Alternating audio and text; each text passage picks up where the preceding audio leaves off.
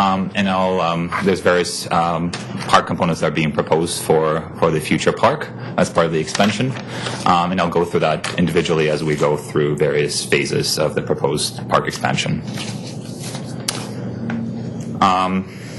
So a draft concept plan was presented to Council in September, and then we presented, the staff presented the same draft concept to the general public in November at the open house.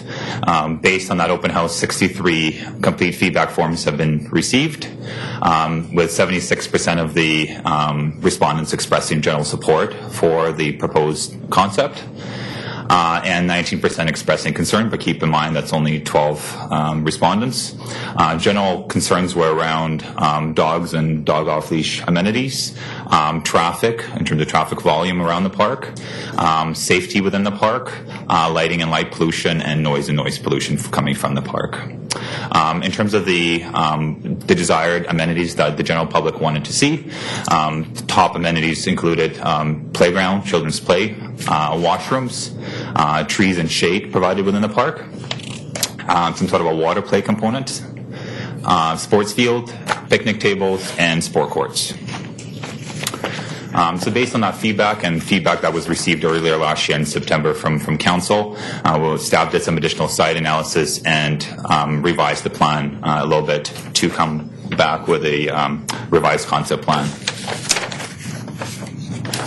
And revised concept plan looks at making sure there's a good balance between areas of rest, areas of play, and areas of good general circulation and movement within the park.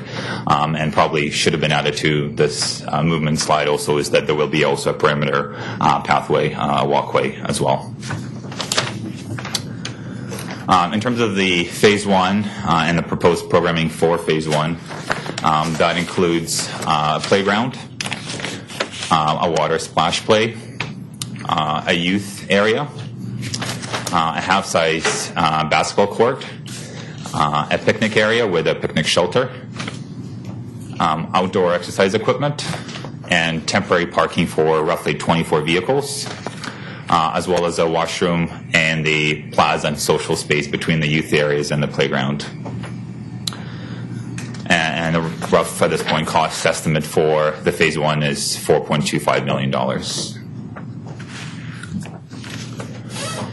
Phase 1B includes a ball diamond, a Super 8 sports field, a multi-sport court, a full-size multi-sport court, 2 tennis courts, a table tennis area, some passive open space, as well as some new park entryways. And the cost estimate at this point for the Phase 1B is $2.25 million. In terms of future phases, so future Phase 2, the proposal is for it to include a Super 8 size field at first, adding to some open family space, providing some additional game tables adjacent to the washroom and the playground, expanding on the picnic area, and expanding on the parking as well.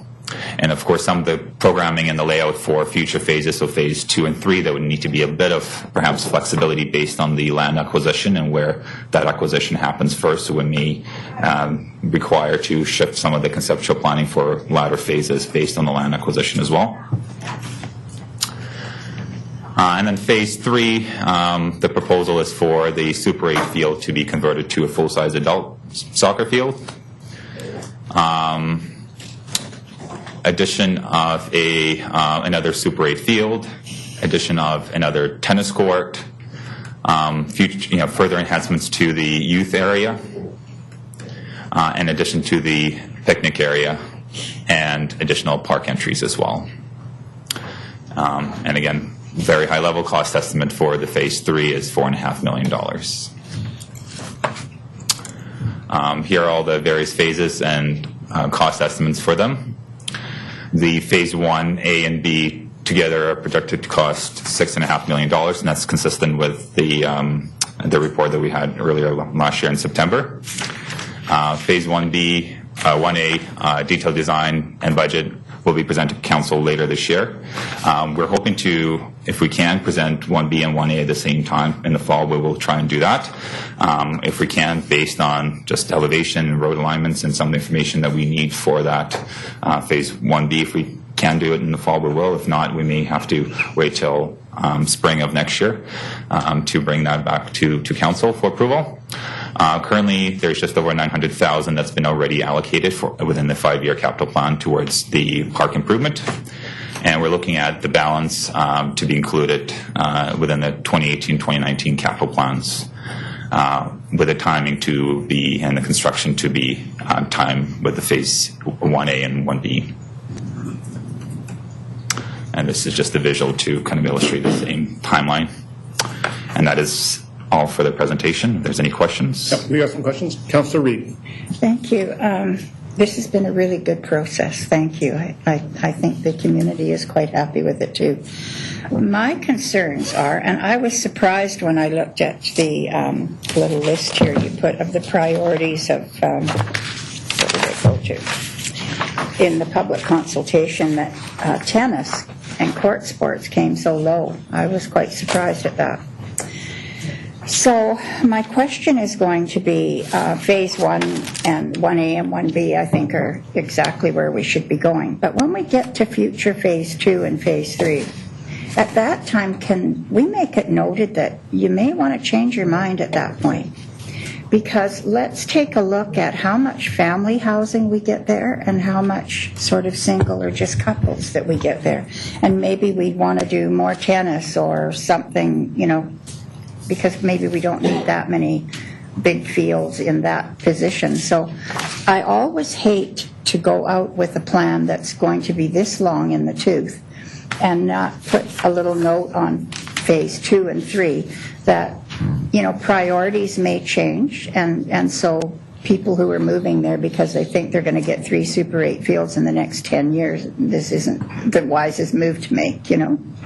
I really think that's important because tennis, it seems, as the population grows older, and we're looking in this particular area, which has a very attractive Safeway store now and is going to have a very attractive plaza, I'm hoping that people are going to start downsizing to some of the larger units that are being built in this area.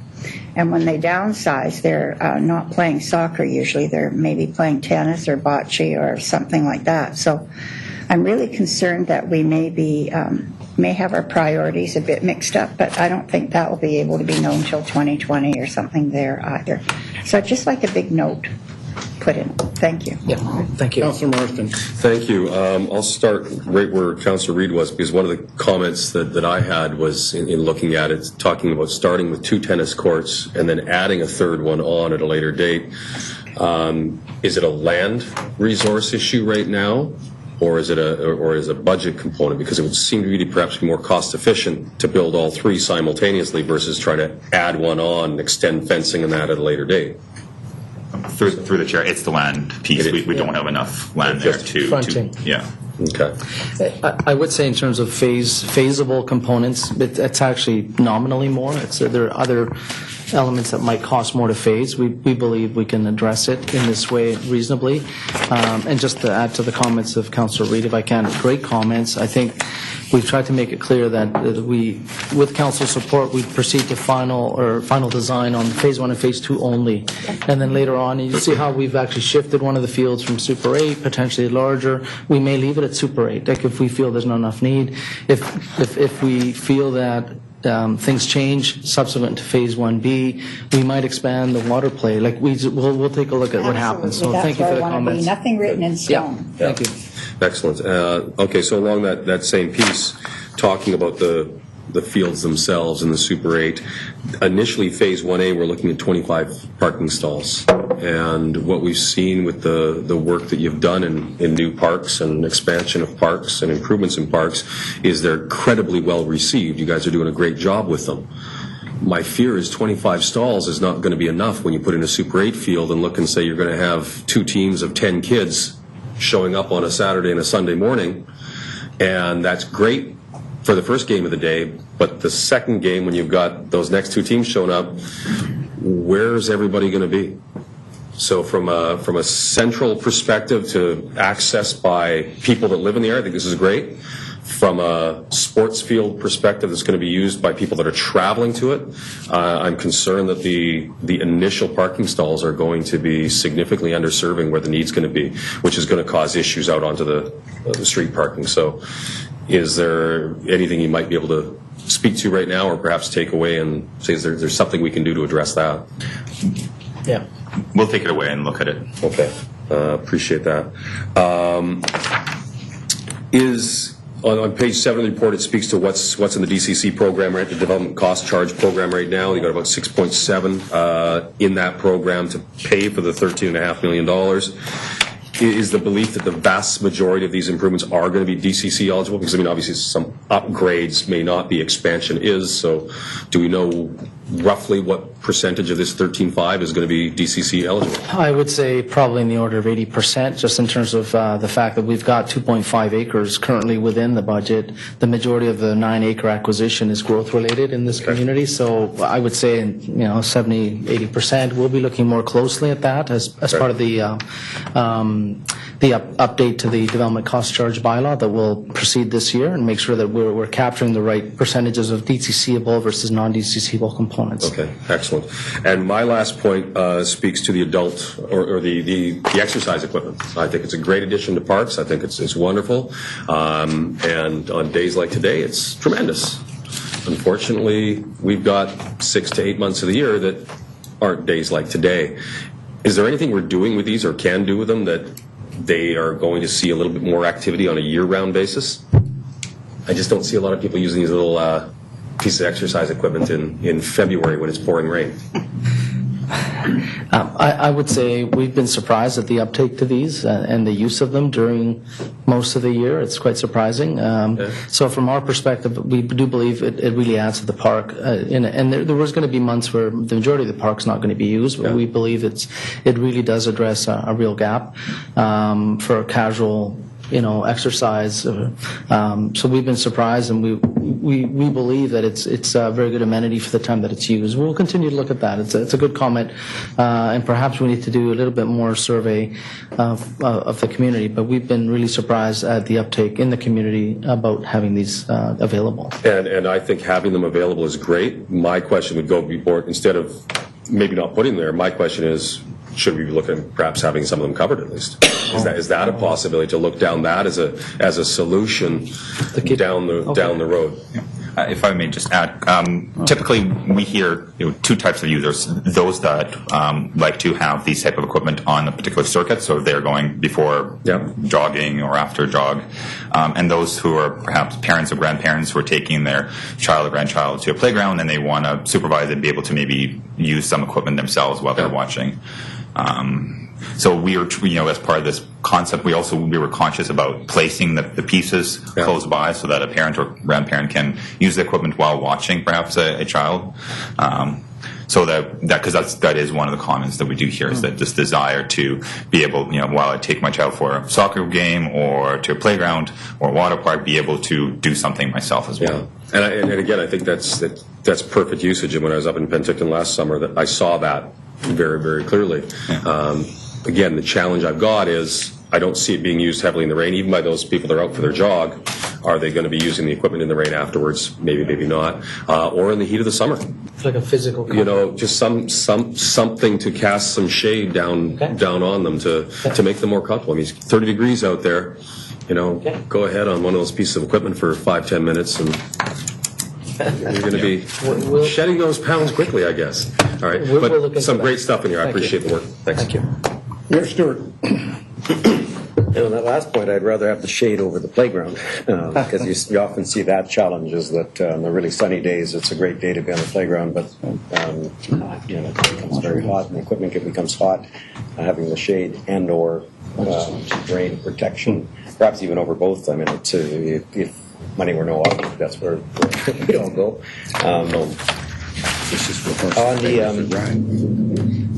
Is there a difference between an adult soccer field and the rest of our soccer fields? We probably should have said a full size because everybody plays on every field. Thank you for clarifying. I believe that's the point. But I was just you're waiting trying for to the make. comments. Yes. Like, why don't you build something for the kids? Yes. Generally because the full size. Anyway, we'll leave it there. Okay. I won't go any further. Thank you. We will correct that in the materials. And those were the two comments I was going to make was the wording there and the wording, Alder, for example. The street is Adler, and on 4 of the maps it's listed as Alder. Thank you.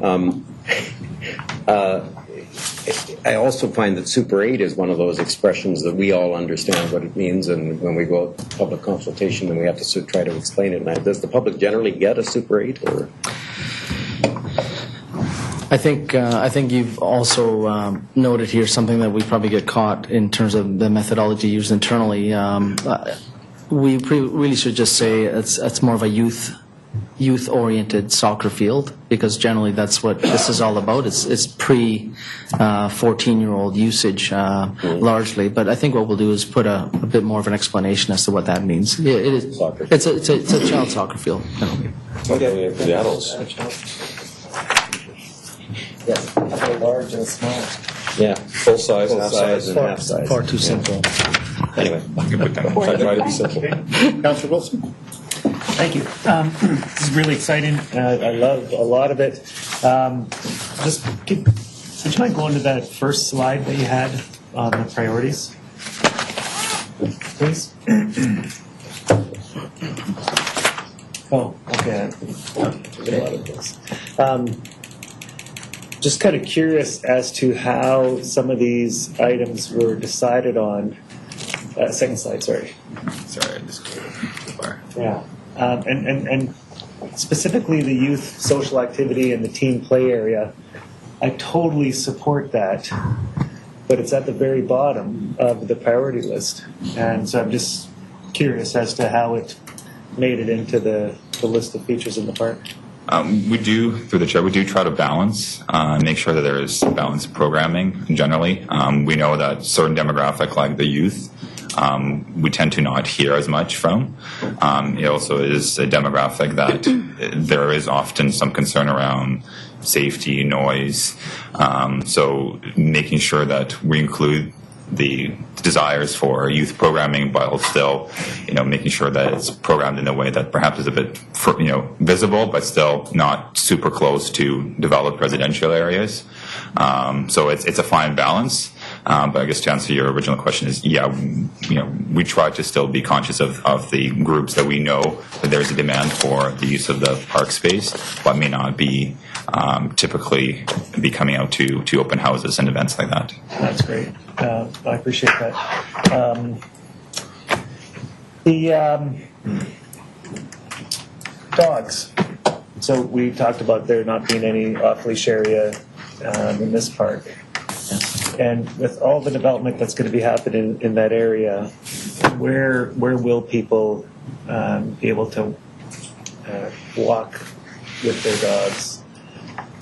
I mean, Miller Park has got an off-leash area, but that's not that close for a lot of these people, and ideally would not want them to drive their car to walk their dog. So is Miller Park the only one?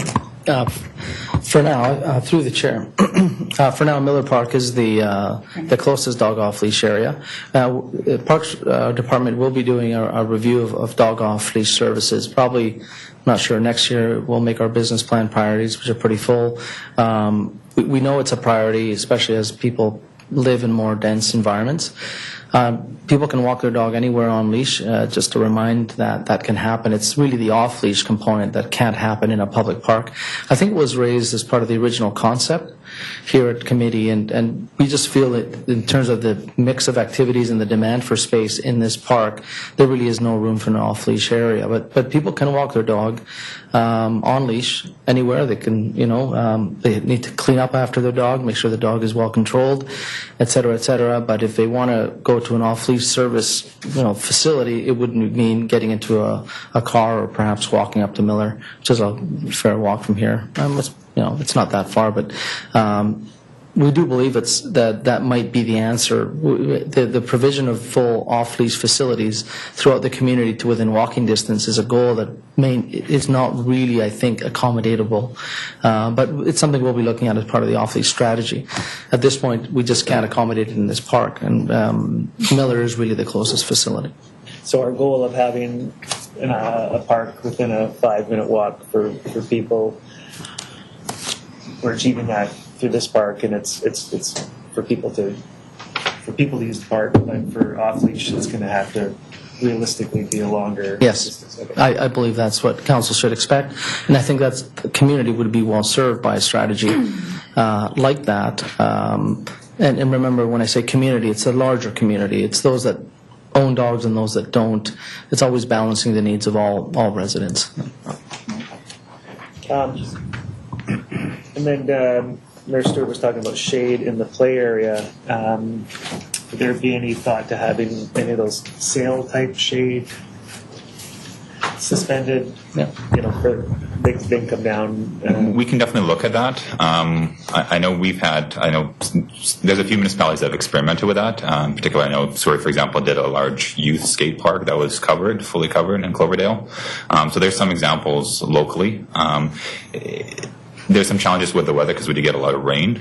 Typically, those structures are for shade and not so much for rain cover. So if it's a rain-type structure, it would need to be something stronger and more durable. But we can definitely look and see what could be provided for kind of all-season shade and perhaps. And I'm not talking about the exercise equipment. I'm talking about the playground area. I think the skate park you're talking about, it's a fixed structure. Yeah, no, but the suspended. We can definitely look at that. Type, yeah. And typically those are just for shade. They wouldn't provide much coverage for rain. Yeah. Yeah, because I think and they're removable outside of summer season as well, right? So I think because we there was a parent advisory committee at, I can't remember which school it was, that was looking into that for their playground because they had no trees around their playground, and they thought that was a worthwhile option. Okay, thank you. Okay. Councillor Towner. Thank you. I think this looks fantastic. It's very exciting. I'm up at that park quite a bit because a lot of the newcomers were placed in temporary housing there when they arrived, so I'm up there quite a bit. And I've brought this up before, and it's not specific to this phasing, but the beautiful seating area at Cottonwood Park, the benches and the gazebo. And when I was up there last year, there was hundreds and hundreds of cigarette butts. And every time I go, it's dominated by smokers. And I know you just said balancing the needs of all residents, but are we still trying to maintain smoke-free parks? I know we don't want to litter our parks up with signs, but I was up there again this weekend, and that beautiful gazebo is dominated by, and again, we're getting hot. I don't know how flammable bark mulch is, but this time there weren't hundreds, just dozens of cigarettes in the bark mulch. Yes. So I know we don't want to put an ashtray because then that says smoke here, but I know we don't want to litter up the signs, but these are beautiful settings, high dense neighborhoods. People come out, they socialize outside, they use the green space, and it's a beautiful setting. But it's a concern of mine when we create these beautiful parks and people come and then there's just cigarette butts and beer cans, and I mean we're going to get that kind of activity. But is there anything we can do? Through the chair, thank you. It has been raised before. Thank you, Councillor Towner. I think you've mentioned it a couple of times. It is a target area for our cleanup crews, and we do go there. It's one of those hot spots. Excuse the pun. It may be a one-off. We might be able to do some temporary signage and see what happens. But we're not sure at this point. I don't want to make it seem like we're going to proactively sign, but some of these hot spots, but we might need to be a bit more proactive. And like I said, there's a few of them around. There's a few parking lots in some of our parks that are also opportunities for people to empty ashtrays and things like this. And we're still getting that. Unfortunately, these nice seating areas sometimes draw that activity, but we'll continue to make this a more active patrol area for our cleanup crews. But, I'll talk to the parks team about the possibility of a temporary sign here because it continues to be an issue. Although I think adding signage throughout our parks is a problematic activity. As we've said, there's so many signs, and people kind of tune that out. But we'll find the optimal way to try and address this issue. I'd appreciate that. And I know some of the other residents that don't smoke that would like to sit in that area would appreciate Yes. that too. Thank you. Good work on this. I look forward to what's to come. Thank you. I have myself down here on the list. I think it's going to be an exciting design for the park in that area, something that's desperately needed within the Coquitlam area in the future. I like the phasing of it. I do think, though, that you're on track with the budget so far, still preliminary results. It's a lot of requests, I think, to make that budget stay that way is going to be interesting. But, when we talk about the amenities, I'd like the public's consultation on that and what you've gotten back on that.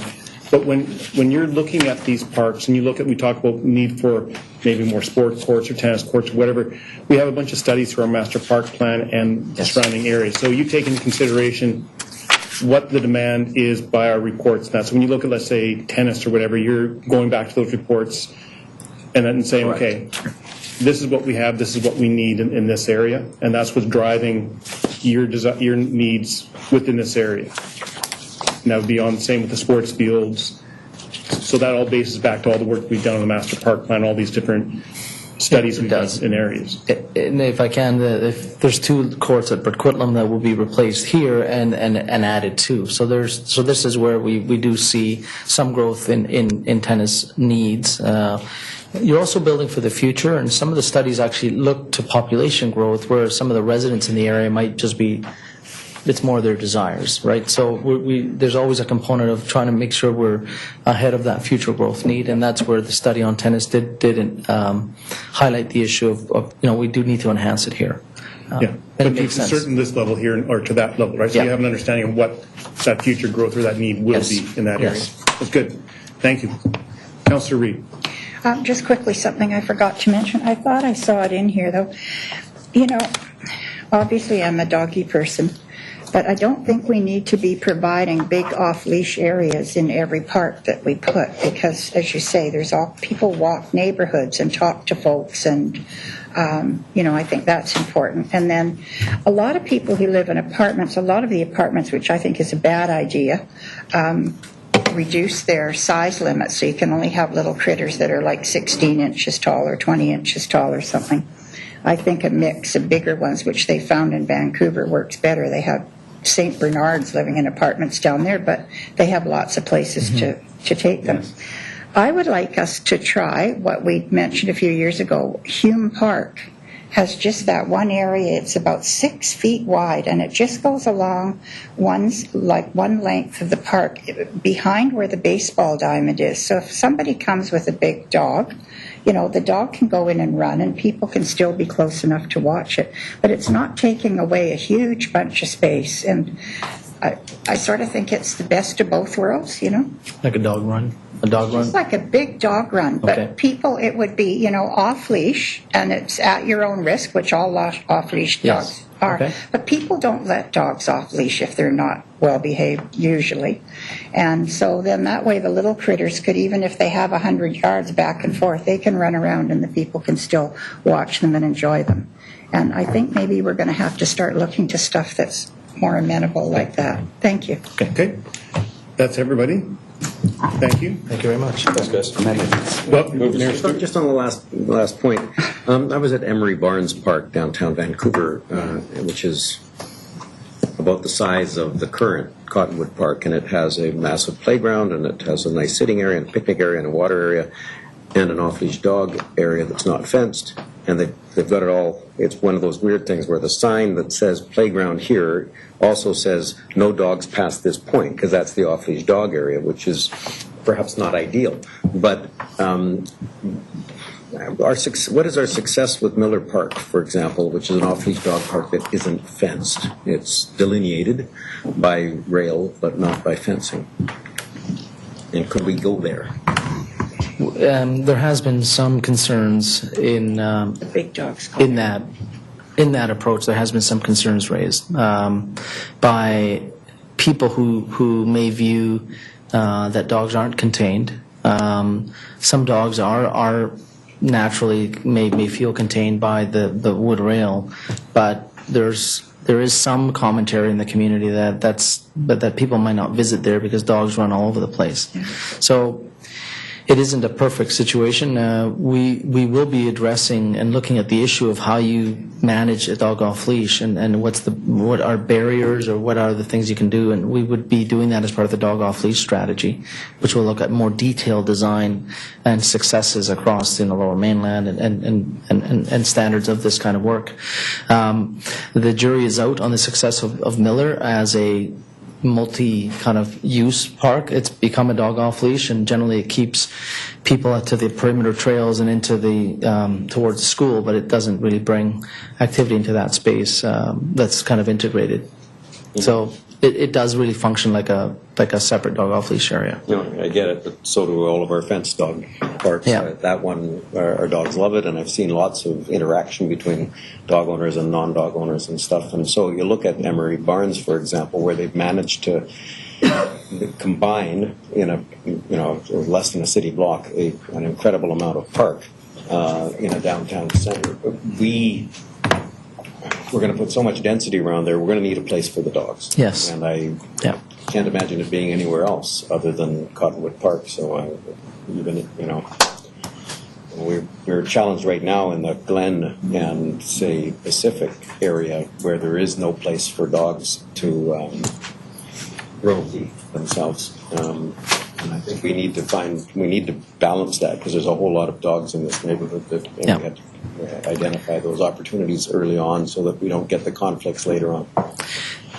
If I could, my last comment would be, this is a fairly sizable park. The challenges, the first two phases there's a lot of active amenities.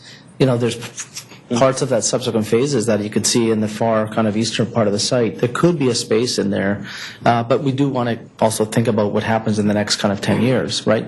So we'll take that back and find whether there's some solution, interim and certainly permanent. Thank you. Receipt. Do I have a second? Second. All in favor? Opposed? Carried. Thank you. Next item, please. Is that thinking that Hugh? That's item 3. Pertains to the Crouch Reservoir, and that's construction update. Reports before you for information. In there. Move receipt. Second. Second. Okay. Do we have a presentation or just? Nope. Okay. Richard? We moved and seconded. Does anybody Why have would you say my name? you guys were talking? I wasn't talking. I was talking, sir. He's listening. Jeez. I feel like you're back in school, don't you? Getting blamed for everything. Does anybody have any questions? Let me a note. We're going to meet at recess. Does anybody have any questions? Engineering Pass does the a sign. wonderful job. We don't need to ask them anything. Report, because I always All in favor? Opposed? Carried. Thank you very much. However, on this next item. Favor for dogs off leash there. Next item, please. Next item 4, pertains to asset replacement assessment in the roads, particularly roads and lane infrastructure. We've introductory comments by the general manager and a presentation by the asset management engineer. Reports before you for information. Mr. Dozeki. Thank you, Council, through the chair. I'm going to have a long introductory for this self-explanatory report because the presenter hasn't showed up yet. That's good. But seriously, we did prepare the presentation for you. We attached it to the council report, and honestly, we didn't really expect that you actually wanted to see it. Nevertheless, because it's so simple and there's no new information in it. Yes. Quickly, he's fading fast. Yeah. dancing as fast as he can. Yeah. So the issue is relatively simple, and before I would introduce Jude, who will make the 4-minute presentation, I thought I would share some information with you which is actually not in the report nor in the presentation. As you know, we had a very severe winter during the season of 2016 and 2017, and we received a large number of complaints about potholes and all that. And so, as of today, we repaired nearly 1,500 potholes in the city at a cost of nearly $120,000. So for all practical purposes, just that you know, it's an interesting figure. Each pothole repair cost us approximately $80. Now, I'm going to tie this back to the really fascinating presentation which you are just about to hear. And why this is important that first, there are pavement defects what the untrained eye and sometimes even the trained eye can't readily see. And when we see the potholes, it's always a result of some sort of a default that in some instances could have been prevented. And because of the pavement repairs, the repair costs exponentially grow with time. It's very important to appreciate the long-term maintenance needs of our infrastructure. The engineering department is responsible for infrastructure valued in the tune of $1 billion. And a very large component of it is roads and lanes. So what we need to do is, in order to spend the available money for maintenance and upkeep wisely, we have to plan for the longer-term future to expand the life of the infrastructure. So in this respect, we prepared this report that will give you a lot of information. Generally speaking, compared to most other municipalities, we are in a reasonably good position, but we shall not forget that we need to keep up this work, and some things will unfortunately require more money. And Julie will talk about it a little more. This is particularly valid for maintaining, upkeeping our lanes in the city. So with that, let me introduce Jude, who is our asset management engineer. And as I said, he has a 4-minute presentation for you. Thank you, Joseph. Good afternoon. This 7-minute intro. This brief presentation is to provide information on the condition of our roads and lanes and also about funding. This slide is to give you a quick visual on our road classifications.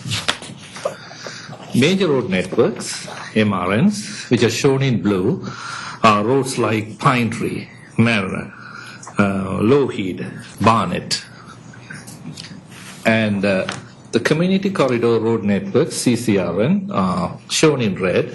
Those roads include Johnson, Pipeline, Schoolhouse, Blue Mountain, Laurentian. And the other roads are shown in brown, which are local roads, which is almost 50% of our road assets. And what are shown in purple is our paved lanes. We like to highlight the condition of the major road networks. MRN roads with an average pavement condition index of 68 is placed in a fair condition. While 54% of the MRN roads are in excellent condition, the 30% of the roads that are in poor condition is shifting the average towards a fair. One of the reasons for the state of this condition is the deferred rehabilitation works due to some of the major projects like Fortis BC, Trans Mountain, and so on. We expect, once they are completed and roads are paved in 2018, the condition of the MRN will improve. The CCRN, on the other hand, with an average PCI of 76 in good condition. However, you would notice at least 33% of the roads are either in fair or poor condition. But this is to be expected because the way we manage with lowest life cycle cost principle, when the roads move to fair condition, we carry out surface treatments during maintenance and after, like crack sealing and thin overlay. And when the roads slip to poor condition, we do a complete replacement. The local road networks with an average PCI 74 in good condition. However, over the last 5 years, the condition of the local roads continue to deteriorate because our increased attention and funding prioritization towards CCRM. This slide shows the current funding and also the funding gaps. You would notice about 400,000 per annum funding gap exists for MRN. CCRN, there is no funding gap.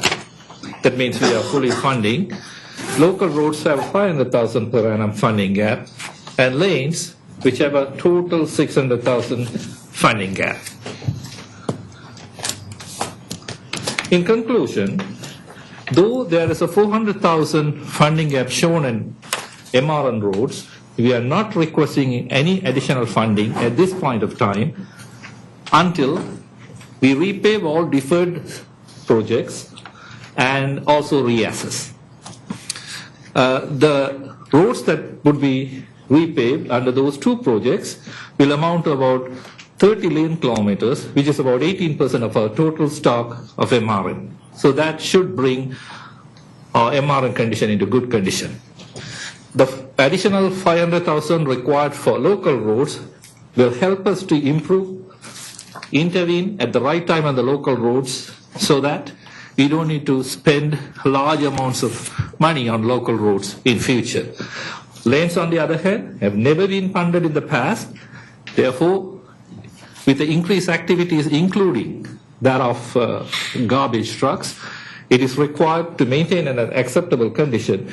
We need about 600,000 per annum total funding costs. That's all the information I have for you. So, Okay, we have some questions. sure. Okay, Councillor Reid. Well, Brent and I've we've gone down the road together for a long time. That's a pun for Jerry. Yeah. I guess a couple of questions. Good intentions. In the report, I keep looking at the MRN and how that there's a funding gap, and I want to talk about that first, because when you say there's a funding gap, it means that they're just not paying us, or why is there a gap? I've read this twice, and there's something missing either up in my head or on the paper because I can't quite figure it out. Why is there a gap right now?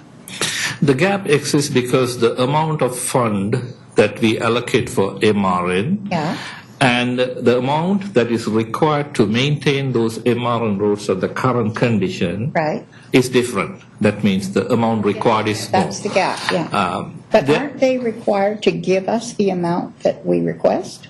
Yes, absolutely. That is the case. I think that TransLink is also aware that the funding amount that is keeping that conditions at a particular state probably not adequate, but that is something that we need to work on over time. Mr. Steffen, just a second. The roads are ours. I know that. They're fundamentally our responsibility. When TransLink was set up, there was a general understanding that they would fund the major road network to a certain degree, but if they have funding challenges, they simply unfund it, and then the municipalities are responsible for the difference. We aren't spending any money on that, and I support that, and Joseph and Jude will continually highlight the funding gap to TransLink in an effort to ensure that their funding remains adequate. But if for any reason TransLink changes their priorities, they're legally able to simply reduce the funding per lane kilometer provided, and the gap will grow. They're not legally obligated to pay. So our mayor has to take that back to the board. And in fact, when TransLink had their funding problems some years ago, they floated all sorts of proposals to cut the funding in half. And there was some talk even they would take it away totally. And at the end of the day, we are fundamentally responsible because we are the owner. Yeah, and I get that. I just get a little tired all other levels of government always dumping stuff on us, and we still only get 8 cents out of every dollar to do our job, and we're supposed to make that grow somehow, and the rest of them just don't give a damn, and I don't like that at all. So that was my biggest worry, and obviously it's there. So two things I want to ask. Cuts in roads. You know, I hate it when we build a brand new road and it's so pretty, and I drive up and then there's some yahoo in there cutting across it to put a line or a pipe or something in. Do they weaken our roads? And do we collect something for that, like a lot? Yes, they do weaken our roads. Even with the best construction practices, the road damages resulting from trench cuts are related to two different factors at least. One is the road is cut, you put in a new service connection or similar, be it gas or something else, and then there can be issues with the compaction of the backfill. And the second part of this damage scenario is the seal between the existing pavement and the patch. Now, okay, so I just want to ask why you've just brought that up. So are we allowed, if someone comes and applies, I assume they have to apply to put a cut in our road. So are we allowed to have some, or do we have a condition in there that if something happens, a pothole or some other thing happens on that cut spot within 5 years or 10 years or whatever, that they have to be responsible for repairing it? I'm not aware of this sort of arrangement in Coquitlam, but what we try to do is, before we would rehabilitate any of the roadways, we try to make sure that all the foreseeable utility connections are already in place. And in many instances, the city actually would pre-service, if you like, the lots, and then we would try to recover our money to reduce the cuts. However, it doesn't always work 100% of the time, as we know. And there are some utility companies which are notorious about making the cuts, and it's extremely frustrating. Now, as to collecting safety deposits or warranty deposits or whatever we want to call it, it would be rather cumbersome to administer, because we have a very large city, and I'm not sure how successful that may be. And just if I could just add on to that, when it's very difficult to predict in all cases where the cuts will happen because a new house goes in and whatever, and so that thing is very difficult to anticipate in all circumstances. But some years ago, just before Joseph came in, we instituted what we call the pavement degradation fee. So in addition to the cost of the cut, which is traditional practice, so Hydro would come in and just pay for the cost of the cut, and as Joseph said, no matter how good that is, it still affects the life. So there's a certain fee on top of the cost, which is called a pavement degradation fee, which we did institute some time ago, that goes into a fund and is available for us to offset that factor. So we are collecting something. Yes, we are. And we instituted that shortly after I came here. Okay, so last, I just want to throw in my comment, because Joseph got to throw in his at the beginning before you got here. I just want to make sure our lanes are painted. The lane painting is just becoming a real problem everywhere in the Lower Mainland, especially in the Langley area. There's been so many accidents lately. And last, if we have, Brent and I lived through a cycle where we put out of surplus one year $1 million into roads. And what that did is, I think it brought the road standard up, and so that we weren't having to pay quite so much. So then we've changed the way that we contribute to roads a bit. And I'm wondering if we have surplus, do you think that would be a big help, that if we have surplus money at the end of the year to do another kit, because I think it's been, 8 years or something since we did that, or 10 years? I always think sometimes it's better to maybe spend the money right there and move on. I believe it would be beneficial. It would be good. Okay, thank you very much. I'm done. Thank you. Councillor Marsden. Great. I believe you answered this in your presentation, Jude. Thank you. But just to clarify, on top page 3, it says the work the overall condition of MRNs will improve. Is your belief then that they will meet the expected standard that we're supposed to have, or it's just going to improve towards? Because right now, the previous page, it says we're below the overall municipal average on the MRNs. It is correct. Because we have deferred some of the work, Como Lake from end to end, which is about 22 lane kilometers that we would be paving, and United Boulevard, which would be paving about 8 kilometers, total of 30 kilometers, which amounts to about around 18% of the MRN. So our shortfall is about 30% of the MRN roads are poor.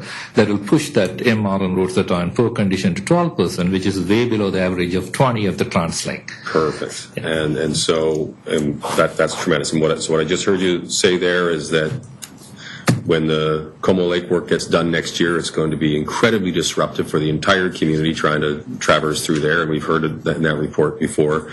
But we will see a completely repaved Como Lake from Mariner through to Clark. That is what is expected. Is what the expectation is? Yeah. Excellent. Thank you very much for that. I appreciate it. And we made light of engineering coming in and making presentations, but they always are very good and very informative. And we've heard of the term pothole politics. This is an important issue to people. Recently, you're completing the work on Aberdeen, for a repaving on Aberdeen. I've had 2 different business owners contact me and make comment about it and express incredible appreciation that it's finally being done. And it looks like the work is being done on Bond as well. Some curb and lane improvements. So again, feedback from the businesses in the area showing appreciation. So I'll pass that on to you for your teams. Thank you for getting those done, because it is noticed. Thanks a lot. Councillor O'Neill. Yeah, thanks. I raised the issue of the painting of the laneways, the lanes, and major roads a couple of weeks ago. And I tell you, the lane markings on Barnett Highway between Johnson and Lansdowne have almost completely disappeared. And it's 4 lanes wide there. You make the turn. If you're, let's say, coming south of something, you turn onto that road, and you don't see anything. And it's been okay now because it hasn't been raining. But as soon as we get our first rain, the lanes become less visible in the rain. So that's an issue. Joseph said last time I raised it was because towards the end of the winter we had to put more sand in the salt, and that ended up taking the paint off. So it was experienced it again on the weekend at night, turning the corner, and where the lane's not there anymore. So did you want to say anything to that? Do you have a... Yes, if I may. Just a bit of an update on this. Obviously, I took your comments back to the Public Works division of ours and had some further discussion over the delays, which are definitely due to the fact that the weather conditions were really bad. The demand for these kind of services is highly increased compared to an average year, and the contractors, which are very few, are extremely busy. So as of today, we have completed in the city approximately 30% of the road markings. And my note says that the center line painting is scheduled for the last week of July. Now, that doesn't necessarily mean that everything is going to get done, but we are working with our contractors, putting some pressure on it, and we try to get this done, because all of us daily experience how bad shape the lane paintings are. Okay, well, if indeed it's difficult to get the workers or the contractors to do this, I'm wondering what the priorities then, because the city parking lot directly to the west of City Hall and the public safety building, the lines were being repainted there this weekend by... Now, is that a public safety issue there? No, that's not a public safety issue, but what we perhaps need to take into account that to paint lane markings on public roadways requires, for the most, a different type of equipment, which is very expensive, and there's only a handful number of companies who have the equipment and are capable of doing the required quality job. However, to paint a parking lot, it takes hardly any equipment. It's relatively inexpensive, and there are, relatively speaking, a large number of small contractors who do it, whether they would meet anyone's quality requirements or not. Now, the contractors we work with, they do a good job for our parking lots, but if you go to other jurisdictions, you will see lane markings that you just have to shake your head. And I actually, because I'm an addict, I have photographs of some of those, and I'll be more than happy to share it with you, and you will see right away there's a huge difference between how some contractors work. Good. Well, I'm sure we're picking good contractors and the right contractors for the right job. And as you said, the ones who did, thank you for the explanation, the ones who did, we're working on the weekend to put new line markings in our city staff parking lot, aren't necessarily qualified to do the road, don't have the right equipment. So that's a good explanation. Pardon me. Thank you very much. That's the bottom line of that. Okay, right. We can draw a line on that. One thing, I was looking at the nomenclature, a major road network, community corridor road network, local road network. Are these roughly or exactly equivalent to the nomenclature we normally use around here for planning purposes as arterial, collector, and local? What we use here is the four types of roadways is a much broader classification. What we use for planning purposes, and if you look it up in the Strategic Transportation Plan, there's a breakdown for all of these categories. So overall we have about 14 to 18 kinds of road classes distributed between the four we are talking about it today. So the arterial, collector, and local that we normally talk about around here, those are roughly equivalent to the MRN, the CCRN, and the LRN? Actually, MRN consists about 73% of the arterial, and the balance 23% of the MRN comprises of highways. When it comes to CCRN, there are about 30% of arterials. CCRN comprises of 30% of the arterial, a quarter of locals, that is 25% of local, and the balance from collector roads. Okay, so CCRN comprises of all. Oh, interesting. Yeah. Okay, good, thank you.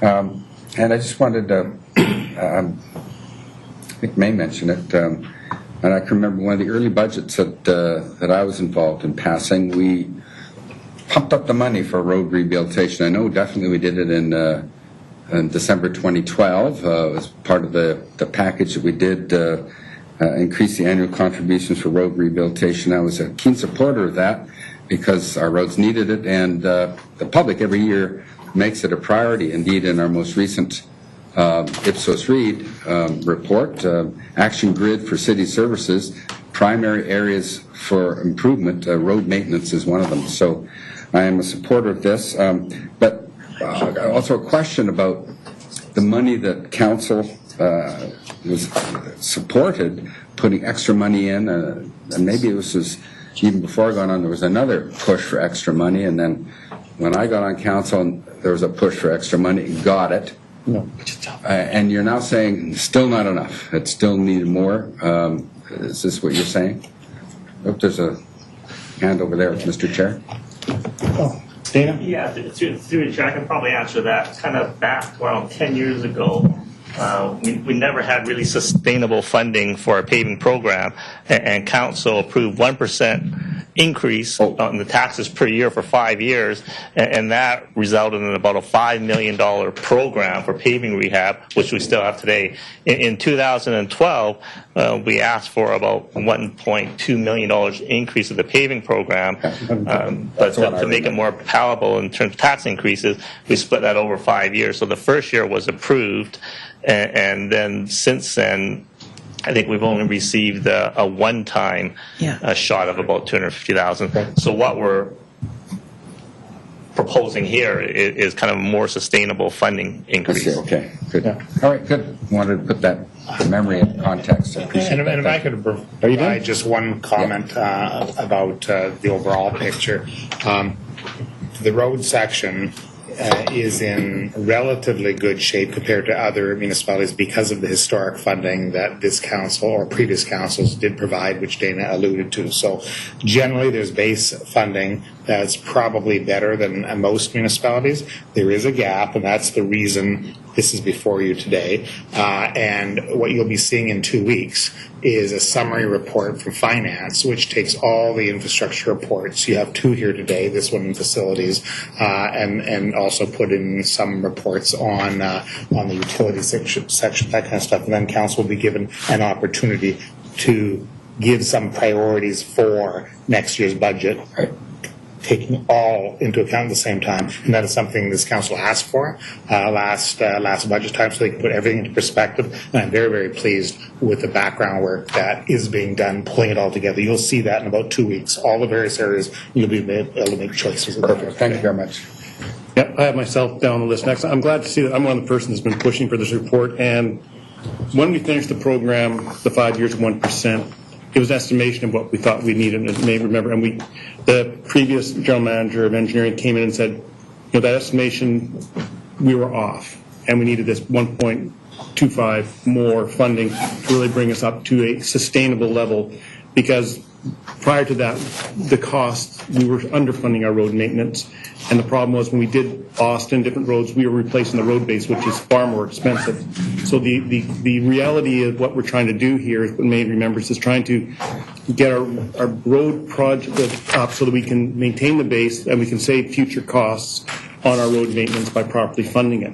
And like I said, we had that asked for $1.25 million. We got $250,000. We had $1 million still not funded over the years. My concern is, like, some of the roads, like I look at Lougheed, I thought it was about 10 years. I'm looking at Lougheed Highway, and it doesn't seem to be making the lifespan that we thought it might have made. What happens when we, like from paving, people come in saying, this is going to be a 10-year lifespan, and you're getting maybe 8 years out of it before it's going to be replaced? Do we have any fallback on that, or is that just tough luck because it's on that road? So it doesn't seem to be lasting as long as we might have thought it was going to last. Usually, the MRN roads are supposed to last 7 to 10 years, depending on the volume and traffic of it. But there are various other factors, underlying factors that involves in the condition of the roads, how it deteriorates, including the base and also subsurface condition and the soil and so on and so forth. So we continue to monitor those one, and that is why every 3 years we go and assess the condition of the roads and see how well we can use. Because we don't let everything to fall up to the point, to the end, because it costs us almost 4 times more than we intervene at an earlier time. So based on the life cycle conditions, some of the roads, some sections of the roads are going to go pretty bad in a pretty shorter period of time. But when we rehabilitate, we will look into the causes of those to get at least extend the life of the on a standard life or beyond. Okay. Yeah, because, our road network has improved from what it was, and we did make some decisions back when we did the Lougheed Barnett upgrade. We spent about $18 million, but we deferred, and some of our local roads that time, we deferred funding into our local roads. But I'm glad to really see that we're going to deal with the laneways issue, especially now that we're densifying in areas, we're putting laneways with housing and the access off the back for suites and everything off the lane. So I think it's more important that we get that funding also for the lanes that we've never properly funded before, and that's a good thing I'd like to see in their support, is that extra funding for the lanes on an ongoing basis throughout the city. Thank you. Next I have Councillor Zerillo.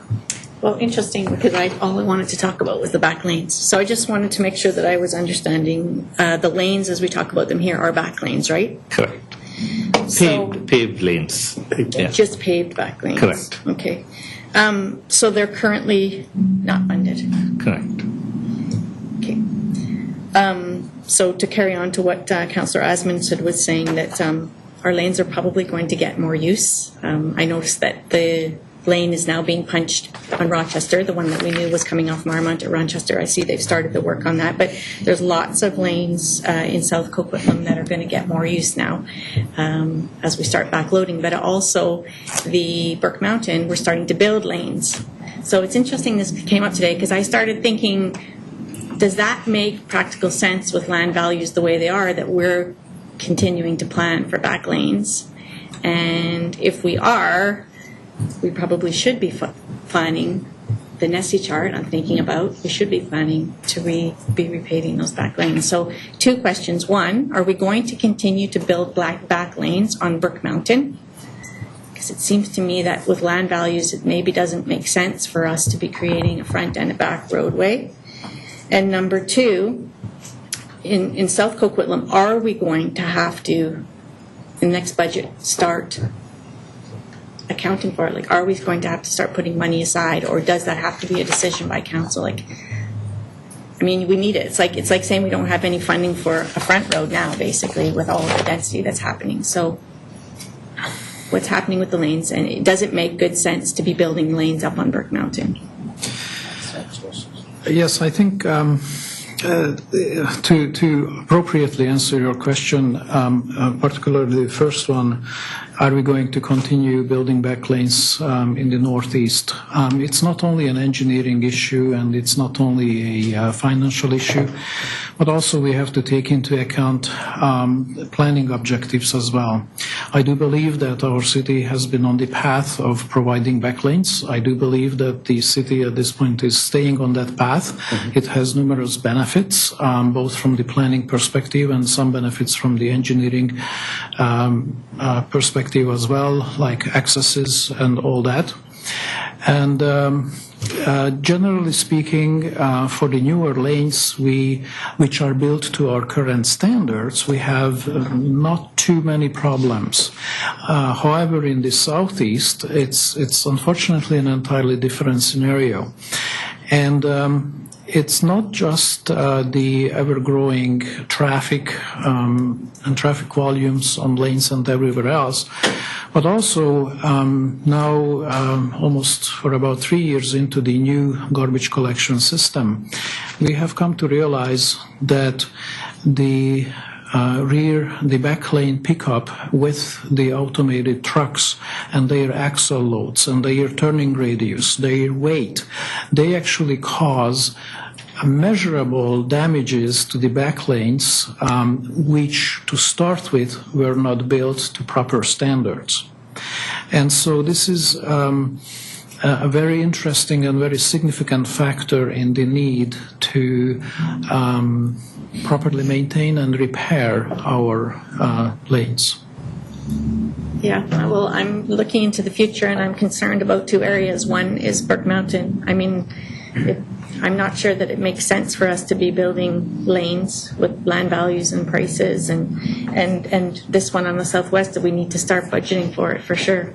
I absolutely hear that, and even on some of those non-paved ones. Okay, thank you. Mayor Stewart? Just on the last point, there is some yield achievements. You can get better yields in some lot shapes and development types by having a rear lane. So you actually, as land values go up, the imperative to build a lane becomes higher in some types of development. And so there is certainly the need of traditional and some of the land uses that we've adopted in the last 30 years have been aimed at better developments and better neighborhoods, but they also achieve at the 33-foot lot, for example, a better yield even with the rear lane than you'd get on a 40-foot lot, or the current debate over whether we take that higher than that or wider than that, because you can't do 33s without rear loading. And so those are the trade-offs that you have to make. You get a better yield, and so as land values go up, you're actually going to end up with more imperative to build lanes, not less, generally speaking. So that's, but it is a planning question primarily, not a engineering question. And I don't know if Jim had any. Mr. McIntyre?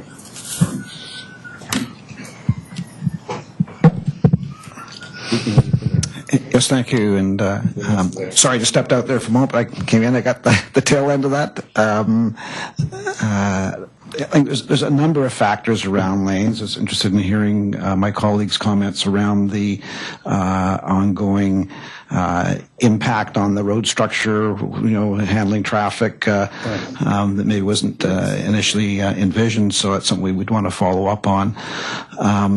First off, I think we've moved from the earlier plans were more prescriptive around lanes. We think we backed off on that bit. We recognized it was more of an option, made sense in certain circumstances and maybe less in others. Some of those I think the mayor was alluding to with some of the RS7 single-family small lot product. With the lane access, you can achieve those efficiencies of narrower lots. And also, I think, as we've seen too, greater parking availability with that configuration. Other areas where typically lanes would be considered, like for lots fronting along arterials. We don't want to have that direct access. We've had some of that, though that's kind of backfired a bit too, because people are fronting onto an arterial. You can't park there. They got their access from the lane. So I think we look at that more closely now. And I guess the other factor we've encountered or come to realize is on grades, and where you have a lane chasing a contour up, and again with the pressure to get those narrow lots, just the grading differential from lot to lot, and even from driveway to driveway and garage to garage, we've seen some challenges with that. So I think just an overall summary would be we still look at lanes as an opportunity for the right land use and the right siting, and it's something it's discussed between planning staff and transportation staff. We're not going to force an undesirable situation or a solution in terms of road design on a site. That's it. Councillor Zarrillo. So just with those comments, both yours, Mr. McIntyre, and Mayor Stewart's, it makes it even more imperative that there's funding available for lanes, because it seems that we're going to have even more than we traditionally have, and they're going to be used a lot more often. Thank you. Thank you. I need a mover. Move receipt. Second by O'Neill Marson. All in favor? Opposed? Carried. Next item, please. Thanks, Joseph. Thank you. Next item 5, concerns facility assets management. We have a presentation by the General Manager of Strategic Initiatives. Reports before you for information. He's a resident?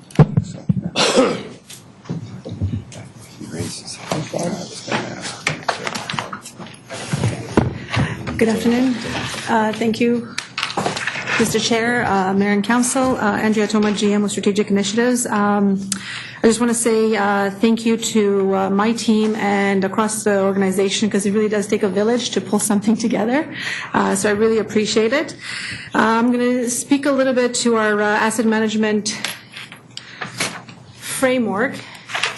And what I intend to touch on today is to give you an overview of that framework, to speak a little bit about the 10 facilities that we've identified at the critical end of life and our plans for how we move forward on those, to of course touch on the linkage to the funding needs versus funding available, and to get your feedback to help us better formulate our plans as we move forward.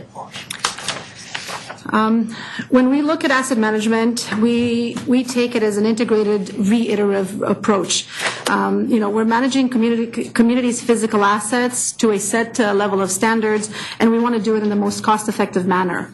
Asset management is important because municipalities are really the stewards of these community assets that provide an important service, and we do not want to further compromise the ability for future generations.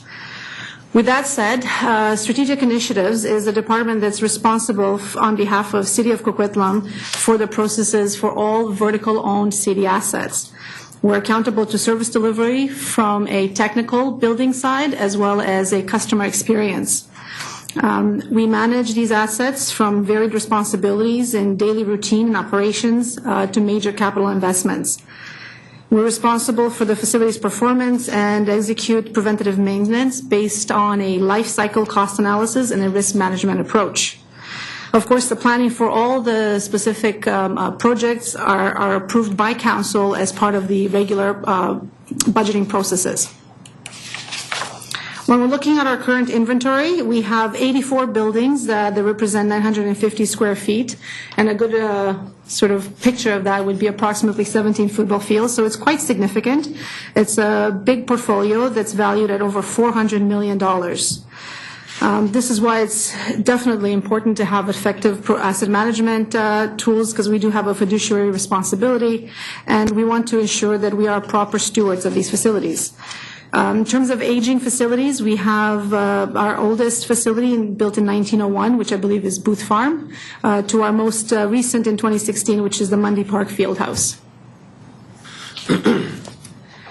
One of the basic fundamentals of starting on an asset management framework is, of course, the significance of data, people, and processes.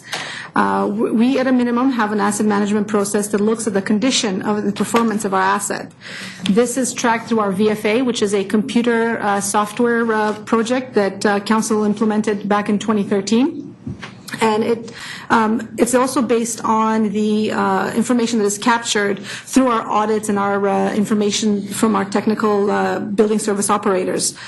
So they're the ones that are technically trained to know what to look for and how to apply judgment, because at times, and this is the part of the process, you would have to override a system. And a really good example of this would be a roof replacement, whereas the system would calculate the age of the roof. It has a 25 or a 50-year, depending on the roof, life expectancy, and it will say, 2017, your roof is now due, whereas through the yearly or biannual inspection that happens, we would actually override that and say, no, we can get another 5 years if it's intended for that facility to continue to see life out of it. When we apply our information, so one thing the VFA does do is apply a condition index, and when we look at all of our current facilities, we're happy to say that we have a pretty good condition of all of our facilities with a rating of 0.19, 0 being the best and 1 being the worst. This puts us in a pretty good condition. While some assets are, of course, in reasonable shape, lasting longer than anticipated, some are deteriorating faster. And you can tell everything that's in the light red to dark red are the ones of concern, whereas everything in the green are in fairly good condition. So it's really looking at the last 40 years that we've gone into an accelerated aging for our facilities. Having this information, having collected this information over the last few years through VFA, it allows us to forecast, it allows us to plan forward in the next 20 years. And when we're looking at our need, we're getting a funding average over the next 20 years of $4.27 million per annum, per year. This, of course, is based on the investment that we put into facilities, and it will fluctuate depending on the rate that we remove facilities that are aging out of the system, out of our portfolio, or we add new facility. So this will change over the years, but right now, based on today's information and current up-to-date information, it's at $4.27 million per year that we're looking at funding need. Now to just shift a little bit, based on the assessment of what we're looking to achieve and our 0.19 condition assessment of overall facilities, that does not include end-of-life facilities. These are facilities that are well past their life cycle, and they need to be up for consideration as to how we move forward and what the long-term use of these facilities are. We've identified 10, and of all of these 10 structures, we have strategies in place, either started, a plan to start. I know the Blue Mountain area, this is under review, working with parks. Austin Workshare, this is something that we will be looking at how we're going to address. So all of these will be something that are planned to bring back to council in the next 1 to 2 years. So we're not here to discuss any of these in detail, but we have identified them as the top 10 priorities that are not part of the $4.27 million per annum as far as the facility component replacement is concerned. These will need to be considered And as I mentioned, a report will come back to council in the next 1 to 2 years that would be specific to each of these 10 facilities. I touched a little bit on the funding need. In terms of the funding support and the available funds that we have, Council has been very supportive of our asset management approach over the years. You've recognized the challenges, and as of last year, I believe you've increased the funding quite significantly to allow us to be in a position where, I don't know if this has a pointer, where it's 4.18 million that's available in our reserve for component replacement. This really bridges the gap, and it brings us to about 90,000 per year. That's a differential gap, which is really quite minimal, and it puts us in a very good condition, in a favorable condition, to be able to continue to maintain our current facilities. So just to conclude, to wrap up, we're happy to put forward that our facility assets are in fairly good condition, that we do have processes and a framework that we will continue to improve and develop, but the current funding sources are adequate for the next 20 years by our assessment to date, and of course that will get refined every year as we come back to council and we report back on our process. We do have some concern with the 10 identified facilities that are at the critical end of life. Part of that will be to work with the other departments and bring back a detailed scope exercising, and of course as part of the regular funding processes that undergoes in the city in balancing those competing interests. And now Kevin and I are available for questions. Thank you. Thank you. Mayor Stewart. I noticed that Eagle Ridge Fieldhouse, for example, is end of life. There are other field houses built in the same era that aren't, or that have been refurbished perhaps or something. Is that, for example, Coquitlam, I believe, is the same era. Through the chair, Coquitlam is going to be replaced through the Cottonwood park replacement portion. Are we doing? But it's not listed as. It's not listed on there because we know it's coming down anyway. Some of with Eagle Ridge as an example, it also has not only end-of-life implications but usage implications. There's I believe the washroom facility has a single stall. So when there's sport activities at that field, there can sometimes be a lineup similar to not perhaps as bad as we had at Mundy Fieldhouse, but it's an old style field house with team change rooms that are not really being used to the extent that they should be. So no, I don't want to dwell on specific ones, but I wanted to figure out why Coquitlam wasn't on the list, for example.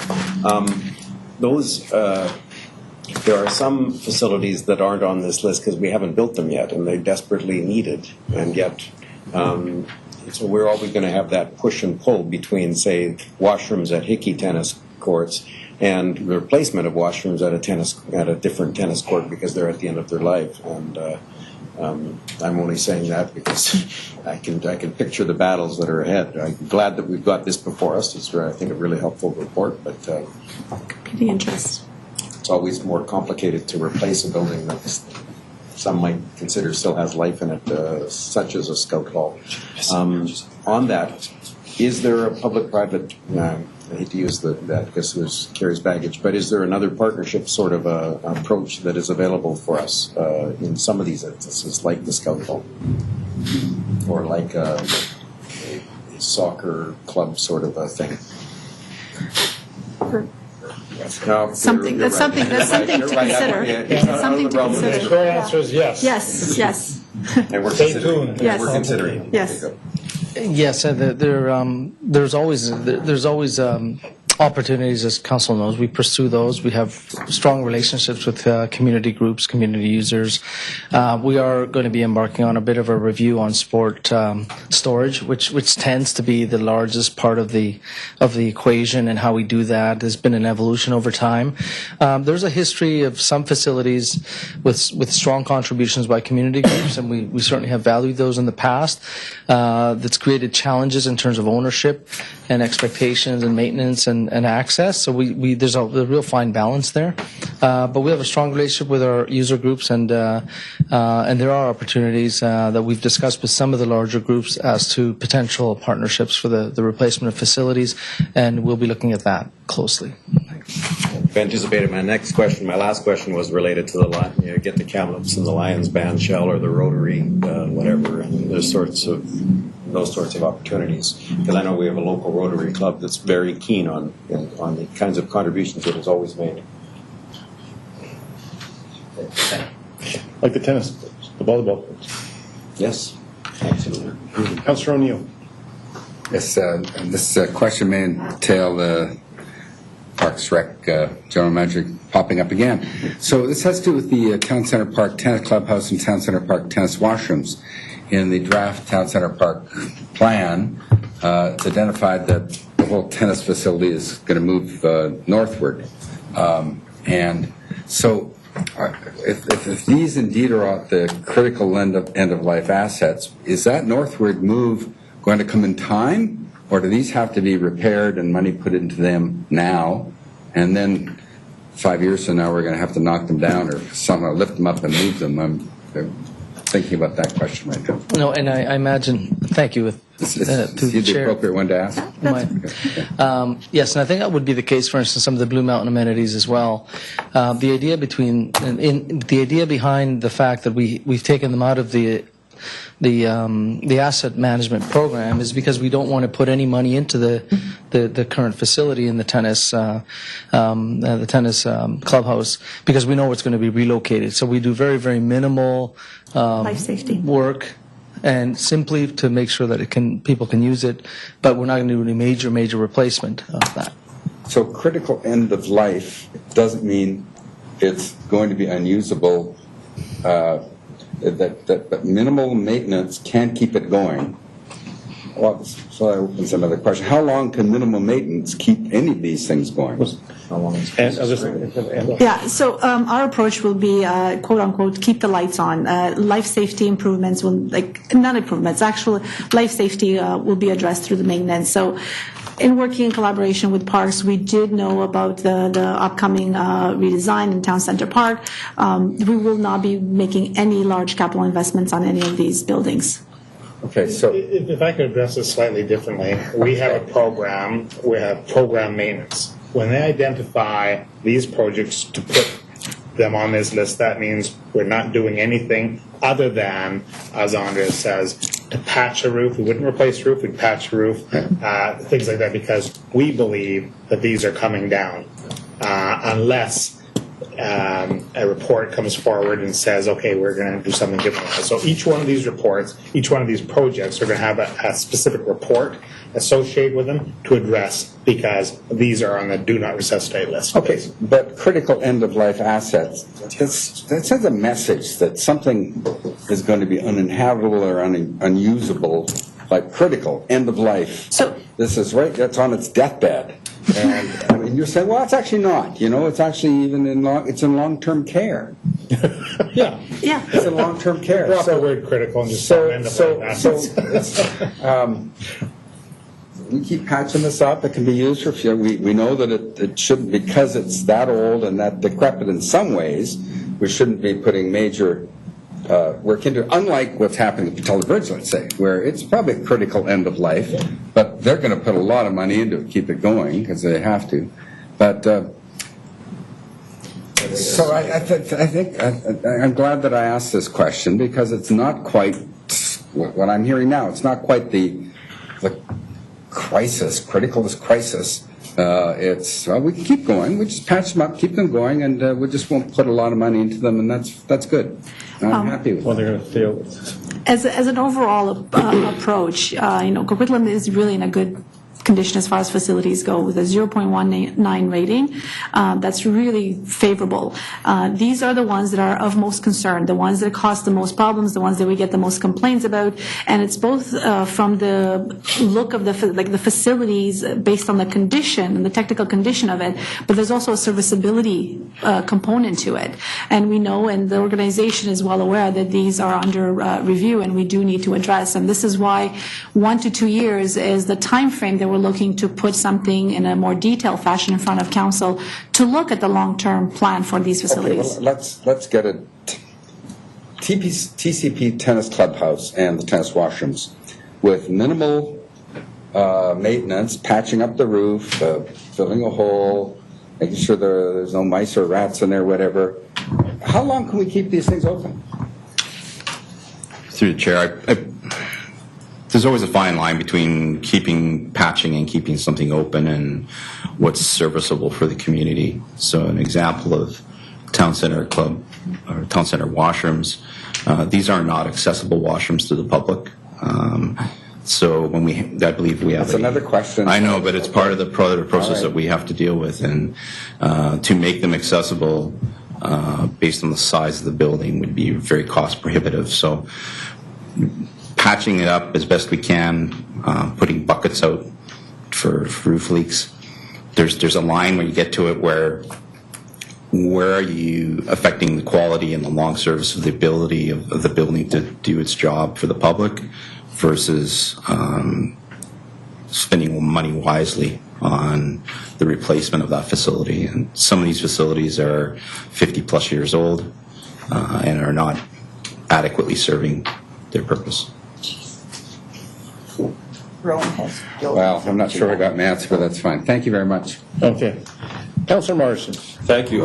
Just very quickly, on page 8, you've got the FCI table talking about how we came up with this list, and we note that anything rating in 0 to 0.15 is excellent, and we're saying Blue Mountain Spray Park is on here, but it's got a rating of 0.05 in this, so I'm going to guess that's a typo. Raul's going to address that.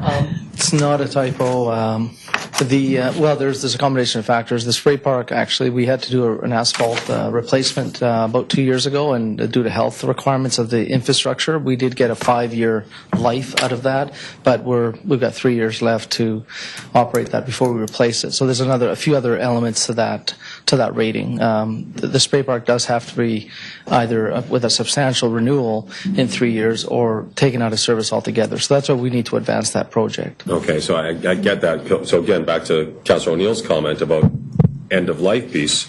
This rating says 0.05. It's in excellent shape. Mm-hmm. Your answer to me was just it's in excellent shape, but won't be in 3 years. It'll be the end of its life. 0.005.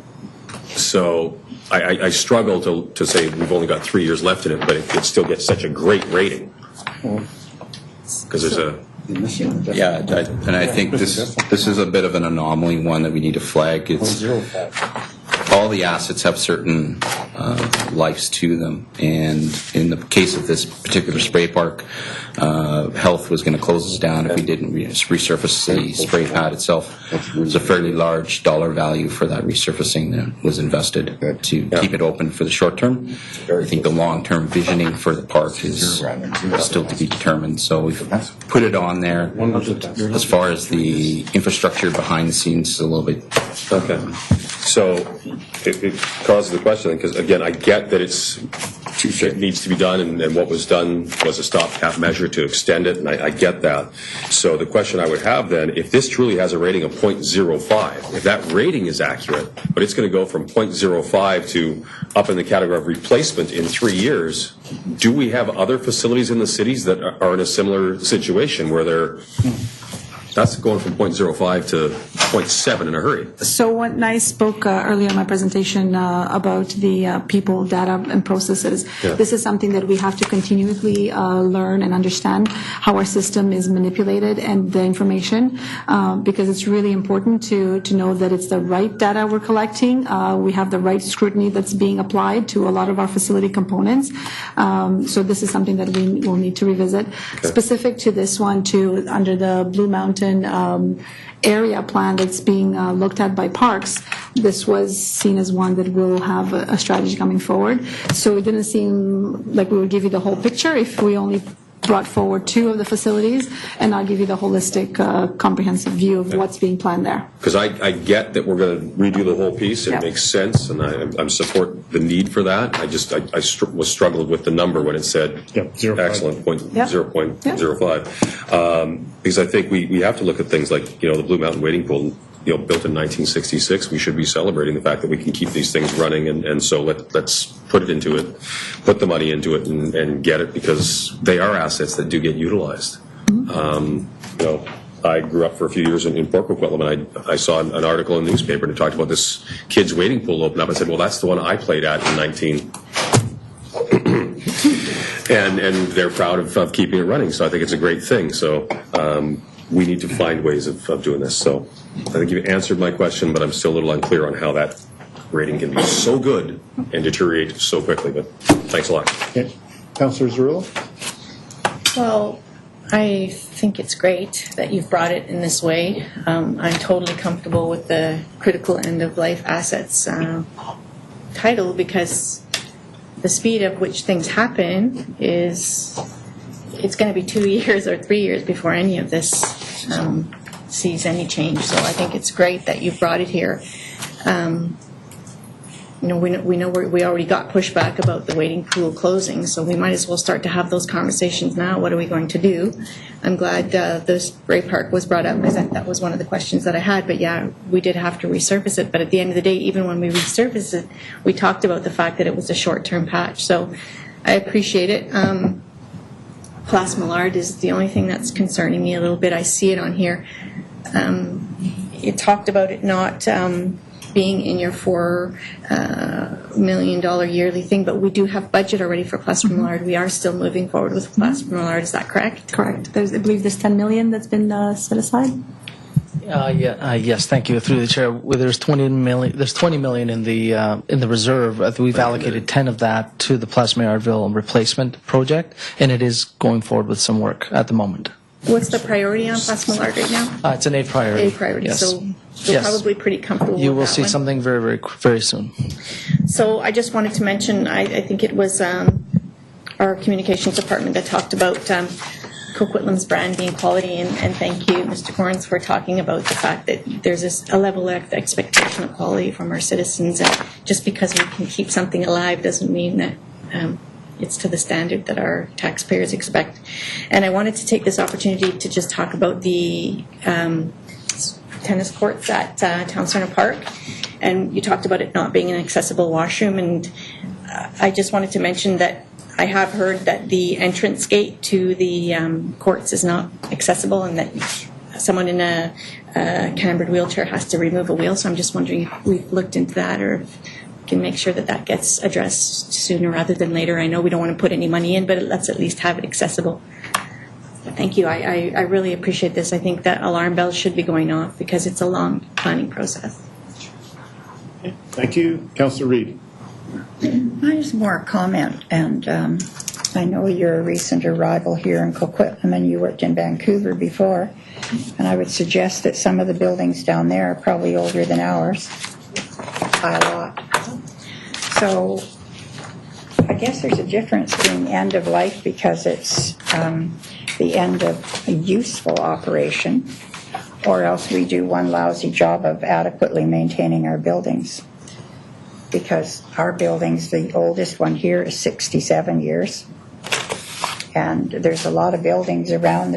Go through Europe, I think 67 would be counted as a toddler. They go back hundreds and hundreds of years. So what is it we're not doing when we're constructing our buildings that aren't going to make them last? I'll look at you, Raul, because we're starting now. We're on a construction. We've got a new part of our city. We're going to be doing this. So 50 years, believe me, I won't be here. But 50 years from now, are we going to have to redo a new building that we're building up at Burke Mountain? Or 60 years because it's now just old? I would, the second part of the question in terms of the physical constructability and the standards of construction, I will leave to SI. I will note that, for instance, the Place Maillardville building was not constructed of the high, the construction of that time, the way it was built, the building has not stood up well. And that's just how that building is. Each one is a separate project, and it really does depend on how whether it's the city. So have we done a better job of building in the last 20 years or so than we did? Well, I would say absolutely. If you look at the buildings we're building now to the public standards, they're much higher quality and durability, including some of the smaller buildings, and that has been raised before with council in terms of sometimes a bit more expensive standards, but in many ways trying to build to a much more durable standard. And I'll just leave that with SI if I can, because they're more the experts. I'm going to ask Kevin. Sure. So within our building envelope, we have numerous buildings that are wood frame buildings, concrete block. And so from a building life cycle standpoint, we're typically looking at a 50-year type building for municipal use, whether it's public use as a rec center or a city hall, for instance. So where we have high-use buildings, they do take a fair amount of abuse. We do have very strong maintenance programs in place currently with both our day-to-day and our preventative maintenance program. Our PM program last year, we did about 1,800 work orders alone in upkeep to all the various sites. So within the constructability of the building, something like a Plasma Yardville as an example, being a wood frame building, we've got a fair amount of use out of that particular building, and we are now looking at what is the best thing for Coquitlam moving forward. Do we want to throw more money into it and keep it in its current format and put that infrastructure investment in place? Or is it time to start looking at, based on the age of the building, redoing it in a way that not only is going to give us another 50-year building, but is also going to provide better opportunities through programming. We all know that programs change, whether it be a multi-use building or a rec center. What is the best approach on that? And that's what these reports coming forward will identify as recommendations. Reports are on the usefulness of a building as opposed to the maintenance that we obviously have not done. No, the constructability, I saw an example, Como Lake Washroom is an example. We replaced that a few years ago. That building was sinking into the lake. It was had some structural issues to it as well. And we could have done some work to patch it up and got it into a condition where we still would have had a Como Lake Washroom. But it doesn't, at that particular time, wasn't really servicing us in a way that addressed some of the changes that we have. So as an example, accessibility, that washroom was not a good accessible washroom for people that use the area. So a concrete block building like Como Lake Washroom should have lasted 50, 60 years, and it didn't through a variety of reasons. So the structure that we've built there now, we're fully expecting to get at least 50 years out of that building as well. And coming forward, if we need to change it and add another Como Lake Washroom down the road to replace it, that'll be a decision, I think. So that's where it has different needs instead of your construction, because I imagine we got half our population sitting in old Coquitlam in houses that were built in the early 60s or in the late 50s, and they're all selling for $1.5 million plus, and there are a lot of them that have been looked after just by mom and pop are doing quite well, yet we can't look after them when they're 20 years younger, so disappointed. Thank you. Mayor Stewart. Yeah, I think it's important to remember, those of us who were just in Ottawa got to see some of the renovation costs associated with the Parliament Hill in the billions of dollars. If you were to build them today, you would spend hundreds of millions of dollars building them, but it's going to take billions of dollars to renovate them. And so that's the realities that other jurisdictions have where they have heritage buildings. A heritage city hall, you're going to spend way more. Port Coquitlam City Hall was revamped rather than replaced at the end of its, it was made new again. And that was much more expensive than the cost of building new. So we look at Place Mayorville, which was wood frame gypsum board. We don't have any public spaces in Coquitlam that I can think of that are gypsum board, because it's, you bang with a wall, with a table, and the wall is dented, and those sorts of things. It was put together not as a durable public building at $700 a foot in today's dollars, but rather as a much less costly building.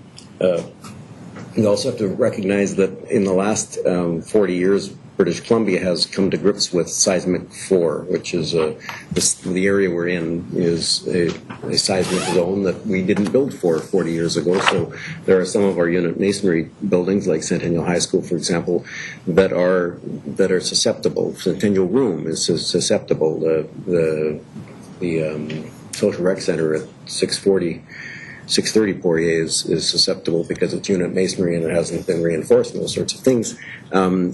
To what extent do you advance their demolition or do you undertake their seismic upgrading? And the seismic upgrading of both of those would be probably prohibitively expensive compared to their book value, their value as a building. So I think I don't. Our realities are different from in a lot of other jurisdictions, and we do have to budget for periodic replacement now, rather than where some jurisdictions may well be going in with a budget to take that field house and make it new again. In this jurisdiction, it would still be unit masonry that's unreinforced. So I also wanted to. Given that, I guess my question is, to what extent are these end-of-life decisions being made on the outdatedness of the code compliance? I want us to balance those things. I don't want us to ignore it, but I don't want us to always say, well, no, it doesn't meet code anymore, and therefore we have to tear it down, because City Hall doesn't meet code anymore, and we will make it serve our needs for decades to come without ever fixing those things that for which code has changed. And I want to know, where do we balance that off? Obviously on critical life safety issues there is no balance, but on everything else there always is a trade-off. Yeah, through the chair, it comes into play as a discussion point, definitely, and it's not just the code compliance issues that we're facing now, where one of my counterparts in Department of National Defense is sort of indicating federal government might be coming in with asbestos removal processes in the next few years as well, that we're doing abatement as required, and encapsulation for the most part. There may be, encapsulation may be a thing of the past fairly soon. So those are things that we need to be thinking of. In the example of the Austin Workshard Vehicle Service Building, there's also efficiencies within the building itself. When it was designed originally, it even had a spray paint booth put into it to spray paint all the city fleet, which is now being used for a variety of different purposes. So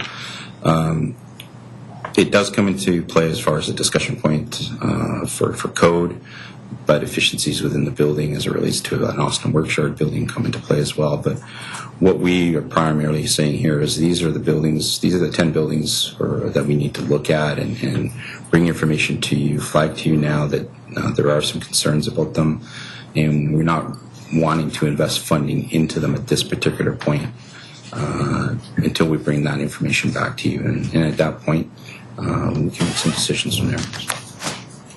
Okay, so I can think of a couple of buildings, for example, that don't have areas of refuge at the top of exit staircases. We're not contemplating those sorts of where code has changed, and we're not trying to meet that unless it's actually a critical item. Okay, thank you. Okay, that's our move receipt. Seconder. Second. Morrison O'Neill, all in favor? Opposed? Carried. Thank you. Thanks, Andrew. Thanks, Kevin. Next item. That's the last staff report. Our next item of business is under other business, and it concerns a restriction on the retail sale of dogs, cats, and rabbits in pet stores. Was raised by Councillor Reid. Thank you. It was a phone call to Jay about how we get this on the agenda. Let's see what she says. No, I'm just letting myself do Oh, it. sorry. But I'll take it because it would be something I would do anyhow. As soon as I saw the issue come up in the paper, I knew that we would get hit, and then I got one email about it, and from there you all got an email as well, or several emails.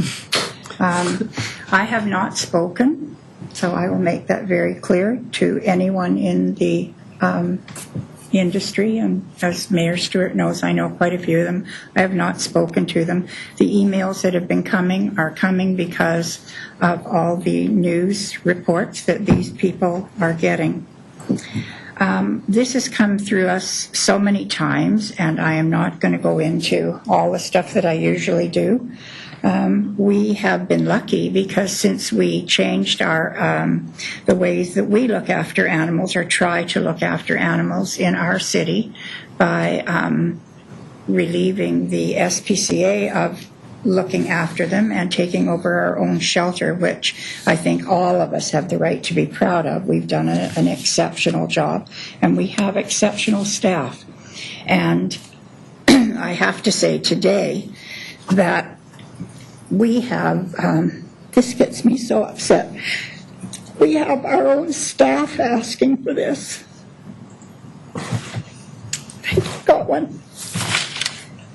This industry, although they profess, and we have one that I spoke to Councillor O'Neill about too, that they are back east in Quebec, I guess. And I was concerned that they were, I was happily concerned if they were a government organization. But they're not. They're a non-profit who I would say would be similar to what UDI is to our industry out here, which they look after the industry, but we use them as a sounding board and go back and forth, and they help us, and they tell us what things are, and we tell them what we want to do. So that's sort of what they are. They claim that they're the unified voice of the Canadian pet industry, but I have never heard of them, and I've been around for a while. And they do industry representation, which is to do with kennels and all aspects of critter care. So I did get a chance to call them and talk to them, and they weren't very forthcoming with information, but I actually found my way on to clarification. Who are you talking? What organization? The last email they got, Terry's got it there. It's the PIJAC, called the Pet Industry Joint Advisory Council. They're supposed to be looking after everything since 1988. And I say if they are doing the job that they're claiming to be, we wouldn't be having puppy and kitty mills and critter mills of any sort. So I would like to follow Vancouver's rules, and the reason I would like to follow them is because Richmond has already gone there, New Westminster's gone there. I can't remember what happened in Burnaby, but they were going to go there. If we don't prohibit, then we are sending a message that if you want to open a pet store and come in and sell all the critters, then we're wide open, come on in. And I really think that a lot of the pet stores that we have, especially the bad ones, have disappeared. And I'm proud to say that I've been part of a couple of them disappearing. But I really don't want to put us in the position of having more pet stores come in that think that this is the job that they need to be doing, because the pets they bring in are not coming from breeders or kennel clubs who, I have to say, are sort of loosely organized, the kennel clubs and breeders.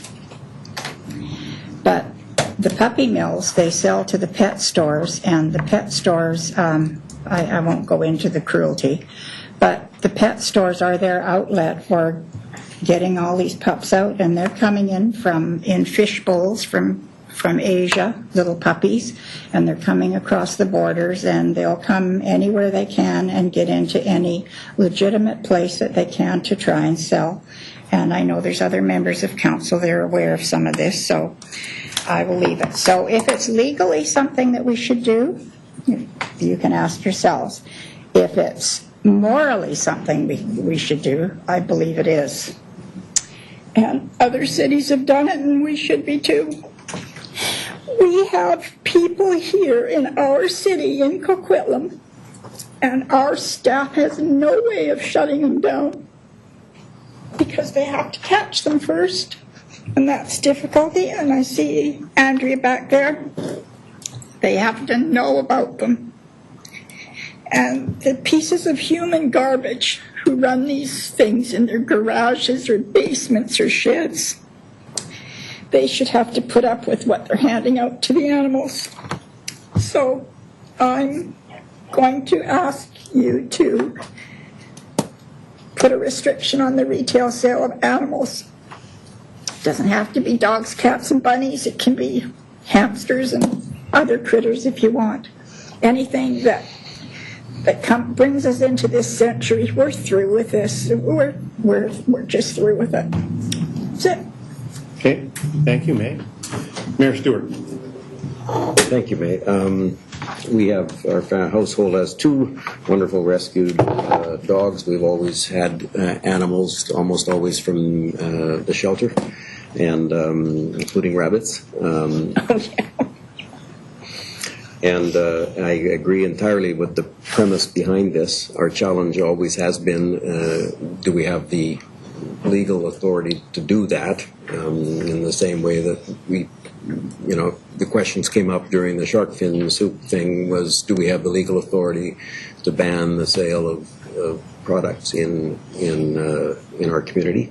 We're lucky in that there are no retail outlets selling animals in Coquitlam now. We recognize in fact, your opening sentence about the other ones, the human garbage you referred to, because staff have to catch them first.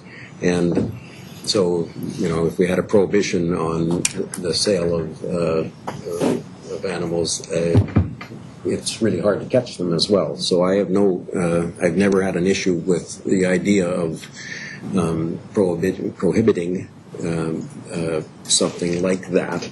Our challenge is I don't know that we can, and I don't know that it would be effective. So I'm left with I'm thankful though that the rules are changing and that there will be some toughening up of the realities associated with the care of animals because it's long overdue. I'm going to ask staff whether, I know that you've presented to council in another format some thoughts on this, and I'd like you to include those things in this public forum. Stephanie? Through the chair, it's a pleasure to be here this afternoon. It's an important topic, and obviously one that's very important to some members of council as well.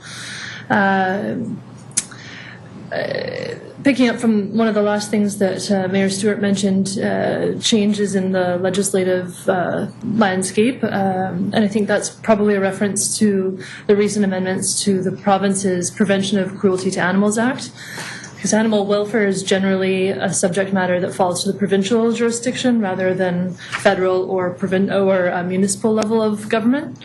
So the provincial government recently amended the Prevention of Cruelty to Animals Act to expand it from what used to be largely dealing with animals that were in critical distress, a fairly limited scope, to a broader, more preventative type regime to deal with breeding and boarding of animals across the province on a united front.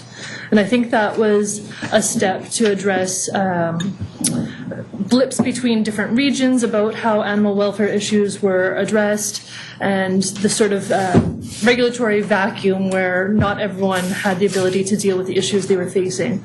So the province has made some moves towards more expansive regulation of breeders and boarders for both cats and dogs. Those rules are in place. They adopt the Canadian Veterinarian Code of Practice, so some standards for the keeping of animals. And the next piece to come into effect is going to be the enforcement piece. That's still in the works at a provincial level, and I think once that is more fully ruled out, municipalities will have a better sense of what animal welfare issues will look like across the province. Does that answer the bulk of your questions, Mayor Stewart? Yes, and that's another reality is that we, having a different set of regulations on this side of Westwood as on the other side of Westwood and North Road, and likewise, this needs to be a provincial. There needs to be a provincial ban, because otherwise you can go just a few feet outside of our municipality and do whatever you want. There are 2/3, 3/4 of the province isn't in municipal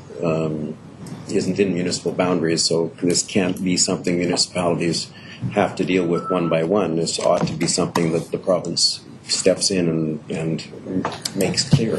And I think on the animal cruelty side, or the animal welfare side, those steps are being made, and I don't know that if there's a discussion at any level related to the sale and the retail sale of animals. But through the chair, I'm not aware of specific conversations on that. The move to deal more broadly with animal welfare came about because of a number of situations that arose over the last few years, starting with sled dogs after Whistler in 2010, and then more recently with dog sitters and dog walkers, which is an issue that our staff group feels is one that is worthy of further investigation as well, and that's something that we see as having some local impact. So that's sort of, I think, the impetus for the provincial changes.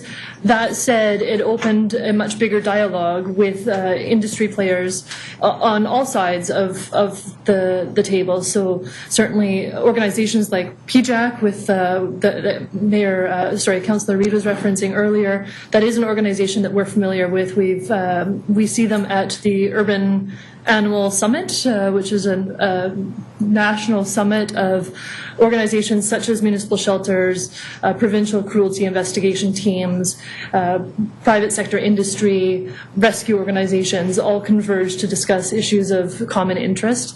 So there's organizations out there that are tackling these issues somewhat more jointly, because at the end of the day, the reputable organizations all have the same interest, which is the protection and the well-being of animals, and shutting down the people that don't deserve to be operating with animals. Yeah. Okay, last question is Vancouver's charter give it any, well, you know where the question is. Through the chair, I believe Mayor Stewart is asking if Vancouver's enabling legislation gives it different powers than Coquitlam's enabling legislation. I think the answer is yes. I don't know if how that plays out specific to animals, and the Vancouver Charter is even larger than ours, so I wouldn't want to venture a guess off the top of my mind. But different jurisdictions do have specific enabling legislation that might give them different powers over local issues than perhaps Coquitlam has. They're only pretending that they can't. Okay, I'm done. You're done? Councillor O'Neill.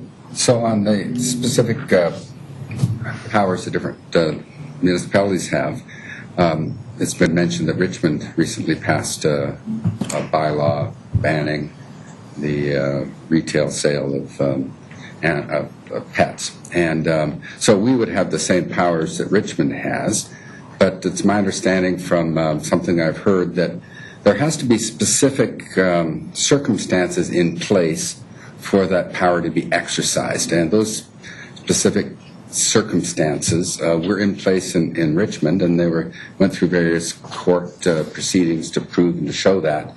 And they may not be in Coquitlam. Can you provide any light on that, my superficial understanding of this? It's always nice that Councillor O'Neill is well-versed in the legal world. Yes, Richmond adopted a bylaw prohibiting pet store sales of dogs and cats in 2010, and it was challenged by pet retailers that were operating in Richmond at the time. And the court decision ultimately upheld that bylaw on very specific facts about what was happening in Richmond that led to that bylaw. So the decision talks about the fact that there was substantial evidence that the pet stores were not screening adoptive parents or adoptive houses or people that were purchasing dogs and cats sufficiently. And those animals that were being sold in Richmond at least 200 a year, were being then either abandoned or surrendered to shelters that were either fully or partially subsidized by the city. And those shelters had tremendous overcrowding problems. They couldn't keep up with the surrenders and the abandons that they were getting directly from the local retailers. So that was a very specific fact pattern in which that ban was imposed and then upheld by the court as having a sufficient local purpose. Yeah, and it's my understanding that those circumstances don't exist in Coquitlam. Nobody's put forward any evidence that there's that happening. Is that correct? Through the chair, so the Coquitlam context, I think we would describe ourselves as fortunate for a number of reasons. One, we don't have operators currently selling cats and dogs and rabbits in our community. As Councillor Reid pointed out, that's the current situation. The last retailer that did closed up a number of years ago after Council wisely adopted the bylaw provision that required rabbits being sold to be sterilized. And that was to deal with a population problem that Coquitlam had. Our shelter was being overburdened by rabbits that were expensive to sterilize before we adopted out. So that cause and effect was there, where the requirement to sterilize rabbits before they're sold dealt with the population problem that we were experiencing at the time. Currently, Coquitlam doesn't have a problem with more dogs than we can find homes for. We have the opposite problem. We would like to have a shelter that had more options for people looking for a forever home for a pet. Right. So what you're saying is the courts have been very clear that the municipality does not have the right to essentially pass a preemptive bylaw saying we're going to ban this just in case any problems happen down the road. The problems have to exist, and then the municipality has the right to pass the bylaw, and the problems do not exist in Coquitlam. It's our view that the problem does not exist, known to us. Now, there may very well be a level of operation that's happening that we're not aware of, and I take Councillor Reid's point about the enforcement challenges of any regime, right? I did a quick search, and we do get breeding complaints from time to time, because another piece of context is that the Coquitlam zoning bylaw does not allow breeding in residential zones. So we've got quite an aggressive stance on that. You cannot breed in your residential zone. We also have a limit on the number of animals that people may have at their property. Except in agricultural zones or other specific cases, it's 3 pets per property. So the context being that we've got those provisions in place. There isn't currently an overwhelming number of dogs or cats that need forever homes. And I lost count of the number of emails we received over the weekend after people noticed that Councillor Reid had put this issue on our agenda. But in the ones that I read, and I couldn't read them all, so there's way too many, nobody was putting forth any specific evidence about problems in Coquitlam. They were talking about generally this is what we see around the world and in the industry, and they were advancing as Councillor Reid talked about, a moral issue. They're feeling, and sometimes there's quite a confused moral issue as well, because several of their, like I say, between a third and a half of the emails originally that were coming to us were saying pets, not products. And what they were essentially trying to argue was that pets shouldn't be treated as products, and the sale of pets should not be allowed. But clearly, they were also saying pets should be allowed to be sold through breeders and through things like that. So pets could be products there, but couldn't be products in retail. So they're a little confused about that, and I sent back emails to all of them that had that in their subject line, asking for clarification. A good many of them did provide clarification. Some of them said, this is actually not my line. I picked this up from somewhere else. I didn't really mean this. Here's the bigger issue. And then they explained the sort of the general issue, similar to what Councillor Reid explained, but never getting into the specific case of what's happening in Coquitlam. I think there was a lot of virtue signaling going on, and certainly people are quite rightly concerned about animal welfare, and but there was also virtue signaling that went on with the shark fin debate, and I think I was the only one on council at the time, or did council, maybe there's a few of us on council at the time that voted against Councillor Abston, sorry. So there's a minority that voted against proceeding with that because we were pretty sure that this was not really in our power, and also very selective, and anyway, it opened a lot of doors that didn't seem very much common sense. And in the end, of course, it was deemed to be not in our jurisdiction. And this sort of thing, if it were to go through, and even if it were to pass, virtue signaling perhaps, we're concerned about this, but then courts would, based on the precedent that we saw in the Richmond case, say, well, you have no need for this. There's no evidence of their need for it. You're not responding to any evidence that anybody put forward. Therefore, the bylaw can't stand. So that's my thoughts on it. Thank you. Thank you. I think it's an emotional issue. I think we all love animals and pets. We've had pets when I was a kid growing up, always through a shelter, an adoption of that type of animal. But back in 2011, we did some updates to the bylaw, which has been effective on the zoning part of it. We did some requirements of verification for anybody that would be selling pets, that it had to have the proper standardization, proper authorization, proper permits, and everything else. And so we put a lot of, and so since that time of 2011, the one place shut down. We've never had any dogs, cats, or rabbits being sold in a retail outlet.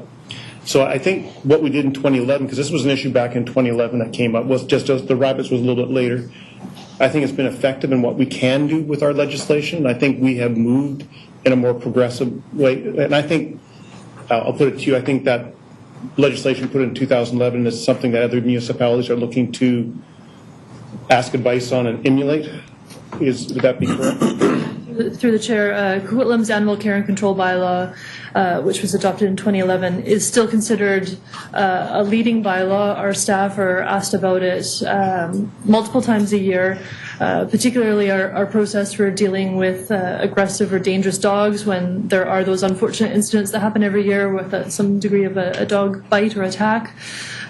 We get calls from across the province about how our system works, and the excellent process that Council approved in 2011 is being emulated to this day across the Lower Mainland. I think there are ones coming up this week in our region that are very much based on that bylaw.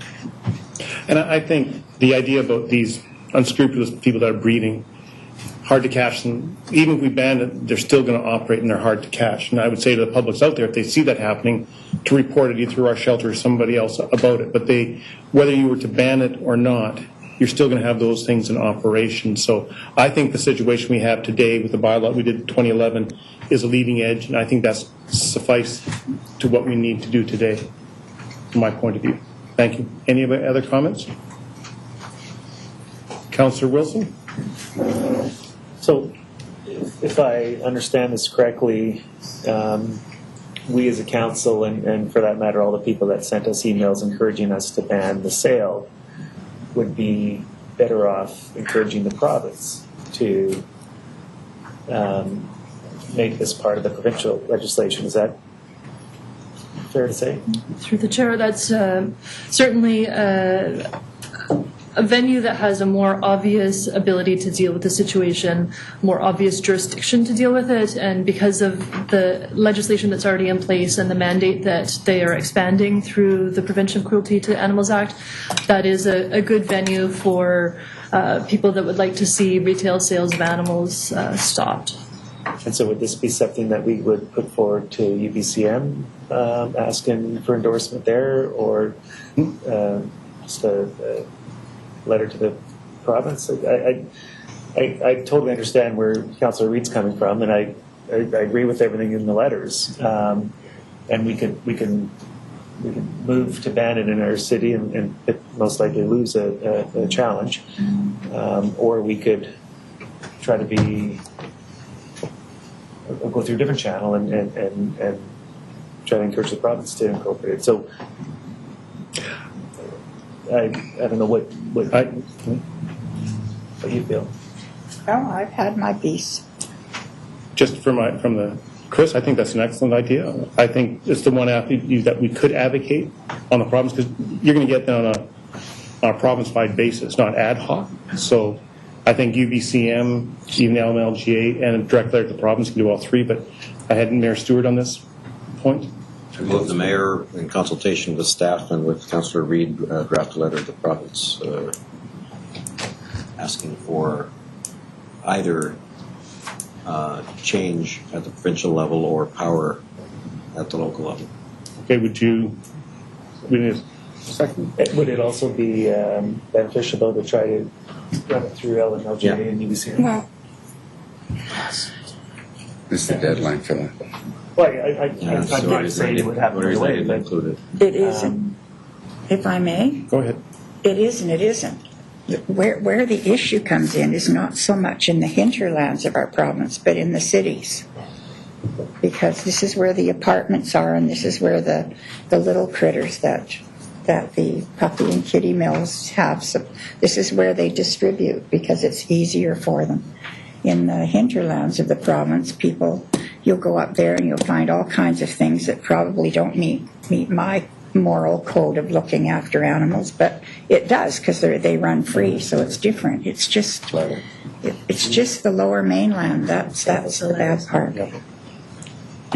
So I'm just trying to come up with what would be the most effective thing for us to do, right? So obviously a letter is easy, and hopefully it could be effective. And if we cite, the 120 emails that we got, as a response to this, not necessarily include them all, but just say we had that kind of response. We need to go directly to the province and. I would say to the province. Well, that's what I'm saying. Yeah, no, the letter is easy, but is there something else that we should be doing?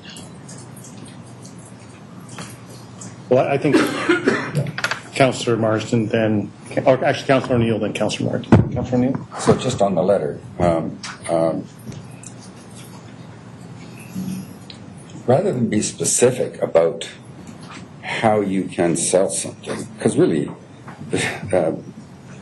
retail, wholesale, it could be warehouses. So wholesale is a warehouse. I would rather say to ask the province for detailed legislation talking about treatment of animals, the raising and the treatment and the selling of animals wherever it is. I wouldn't want to ban one particular sort of outlet. Now, there are some people who answered my letter that my email back to them that said they want all sales of all animals ended. They only want animals traded in adoptions and things like that, or if you pay for somebody to rescue it or something like that. They don't want any sale, and I don't think we're hearing that. Most of the emails we got, and indeed Councillor Reid was talking about just retail sales. But I don't know I don't know why putting it all into the wholesale area or all into a breeder can make it necessarily anything better. I think if we ask for very rigorous rules on animal welfare, everything from the raising of the animals to the selling of them, I'm totally prepared to support a letter like that. Okay, well, I think that'll take under advisement to Mayor Stewart. I think a letter would come out to us prior to being sent for any comment. Councillor Morrison. So a couple of things, and Ms. James, you commented that Coquitlam is fortunate. And you okay with that? I would suggest that we're more than fortunate, that the reason we have a shelter as we do, and that was driven in large part by Councillor Reid and the work that she and some other community leaders undertook. So, I know I've got a dog from the shelter for my family in the past, and I've purchased from a retail store. The dog that we currently have, we did purchase from a pet store. And as kids, we purchased direct from breeders. So I've seen the gamut of it. The legislation provincially you've mentioned, I think, has been driven by the MLA from North Vancouver, Jane Thornsway, who I've had the opportunity to speak with on numerous occasions. Great lady, very passionate, much as Councillor Reid is, with regards to protection of animals.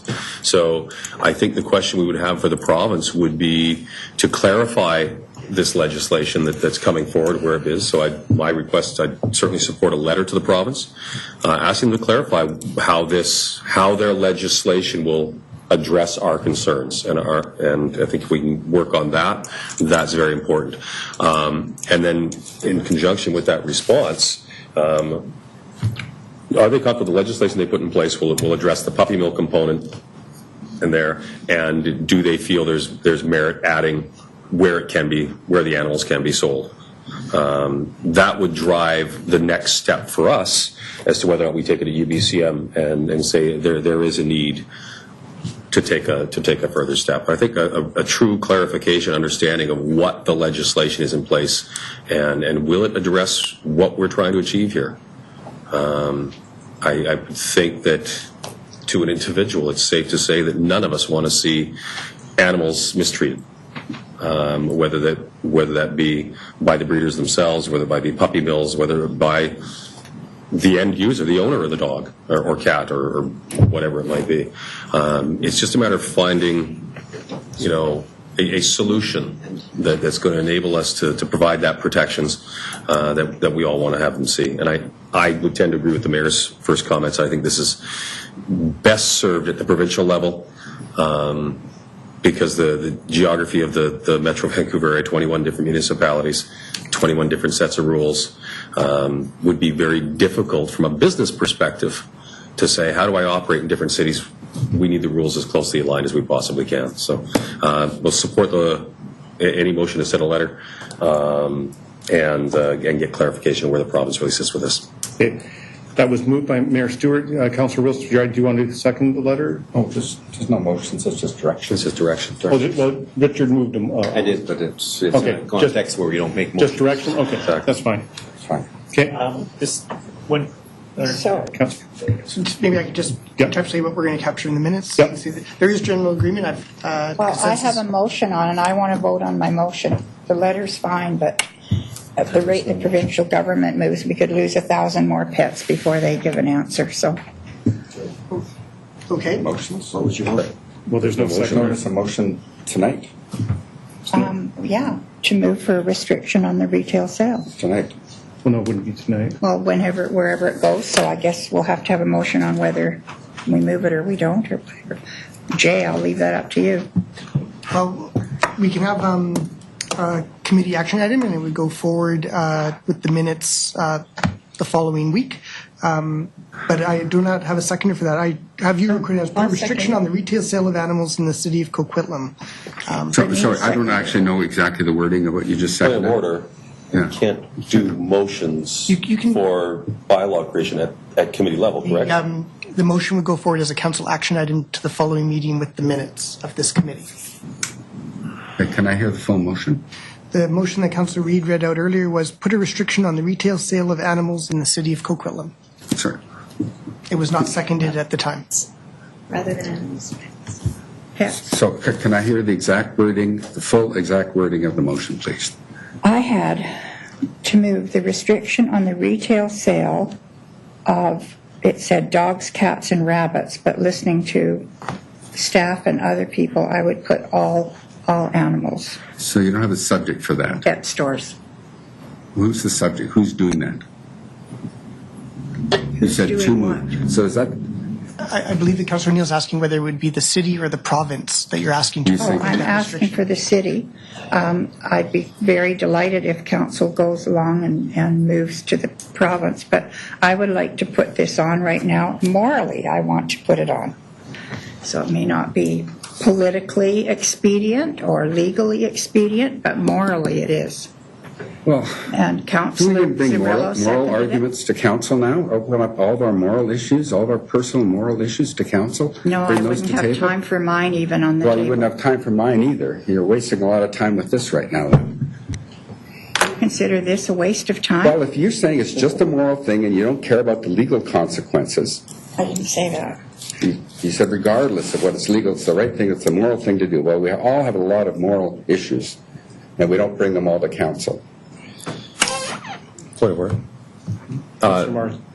Typically what has happened on motions that council is bringing forth, they're done as notice of motions outside in council chambers, and they're crafted and formulated, and there's a little bit more body and explanation to it than just a one-off.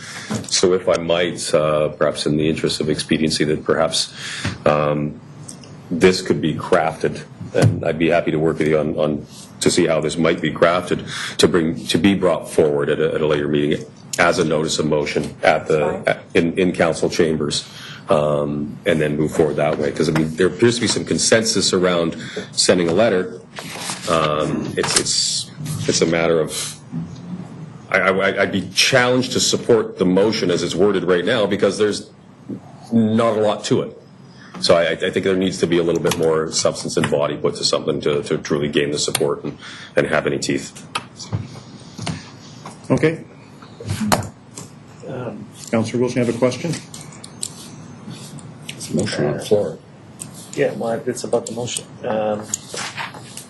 So if we go ahead and do that, you put together a notice of motion, bring it to council. Some may want time to do some research, so we shouldn't expect that we would waive the notice. I'm just putting that out there. I would agree with that. If you're going to bring a notice of motion, don't expect that we would waive notice. No, not necessarily. The notice of motion for discussion may not be waived, but again, I think it's just a matter of getting a little bit more to it. I'm fully in favor of sending a letter in line with what Richard and Terry have talked about. Fully in favor of encouraging all those people who emailed us to email the province. And I'd be interested in discussing a potential notice of motion on something different. Well, perhaps I can work with the clerk to bring forward a motion. It would be consistent with our past practices. Okay. Mayor Stewart? Okay, and this isn't a waste of time, and I don't perceive it to be a waste of time. It's an important issue. When another issue came before council as a notice of motion, there was debate around the table as to whether or not we could do it, and it was pretty much agreed that we couldn't. I remember, in fact, the motion was to ban the sale, distribution, transportation, consumption, whatever. There was 5 things, I think, related to that product. And I asked staff, can we ban the sale? And staff said no. Can we ban the transportation? No. Can we ban the distribution? No. And then I voted in favor of the motion. I know. Thank you. Unfortunately, that has the possibility of having an unintended consequence, which is that people then think we did something. New Westminster banned the sale. No, they didn't. New Westminster kind of pretended to ban because they can't ban unless they have those reasons. And I'm more than somewhat reluctant to go down that path. I'm willing to if it sends a message and if it signals virtue. But at the end of the day, we're a motion like that, I think, we have to manage the expectations that we've actually accomplished much. We've then made it as though people, and there may be more reluctance for a vendor to come into town and open shop doing this, although I suspect the Internet's taking over in that regard, and folks are going to be buying more and more and more based on the ad in the paper, and not necessarily will we ever notice that they're in Coquitlam. So I will probably support this, is what I'm saying, but I do want everyone to understand we can't do this. We don't get to prohibit. We don't get to effectively prohibit something like this. Councillor Neal. Yes, and I want to apologize and withdraw my comment that suggested that this whole process was a waste of time. I did not mean to suggest that. It's been a very good discussion, very interesting discussion, very emotional discussion at times.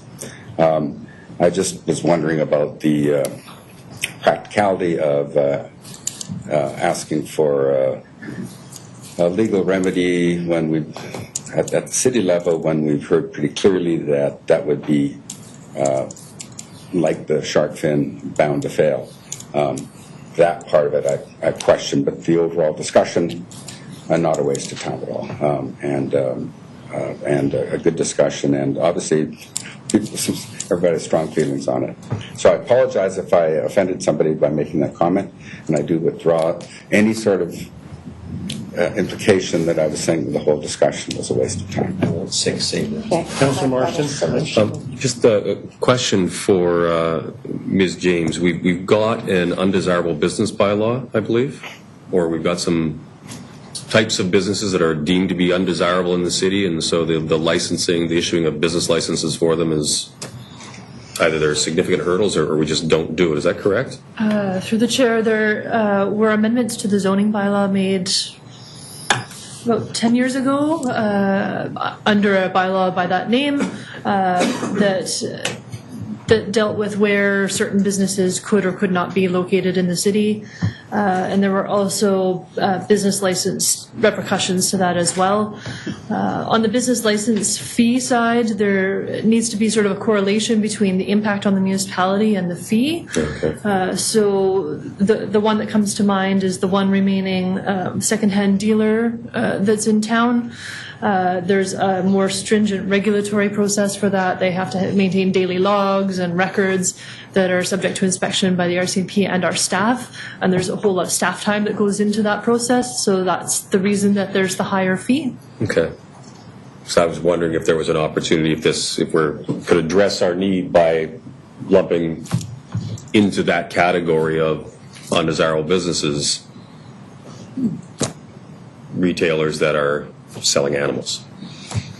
So I think through the chair, May not be. the zoning bylaw is a good tool for dealing with where activities happen, although sales is sales, and there may be a valid planning reason to distinguish sales of animals that bark and have, they're sentient beings. They need certain things that product on a shelf doesn't need. So their zoning could be a tool for that.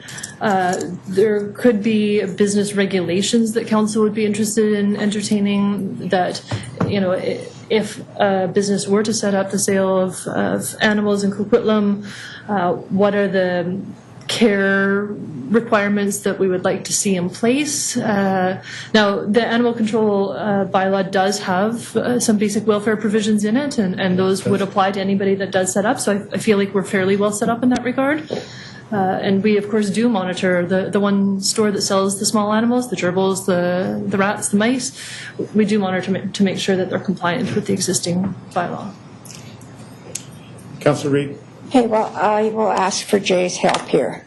So, for the world out there, we are unable to restrict the retail sale of dogs, cats, and rabbits, or any critters. Is that correct? Through the chair, the conversation, the point that Councillor O'Neill raised about the limitations of our powers as evidenced in the Richmond case, coupled with the evidence of what we have going on here right now, there isn't the Richmond scenario here right now. Okay, so we have been very good with our animal care in this city, and so we are unable to enact a bylaw on restricting the retail sale of dogs, cats, and rabbits under the community charter. We are unable to do that. However, this council, I guess unanimously, could send a letter to the province asking them to do a province-wide or in some other way give us the right to restrict. That's what we'd like. And so, Jay, I have to ask for your help here. Sure. So prior to Councillor Reid's summation there, I actually had a motion, which was your original text, and that was seconded by Councillor Zerlo. At the same time, we had direction, and the direction that was originally put forward by the mayor was that the mayor, in consultation with staff, write a letter to the province concerning a review of the legislation pertaining to the raising, treatment, and selling of animals. And I would have added as pets, just because we weren't moving into agriculture. And there seemed to be consensus around the table towards that, but I'm ready to listen to the will of the table on that front. But that direction, I was going to record that as direction rather than as a motion, that this table supported that as a I think the people that have written us all the emails need to know that we are not unable to enact a bylaw to do this. And they have to know that we cannot put a bylaw in that restricts the retail sale of dogs, cats, and rabbits. And that's what first started this whole thing, is it was listed in the paper, and then somebody sent a letter. And it's gone uphill or downhill, whichever way you look at it from there.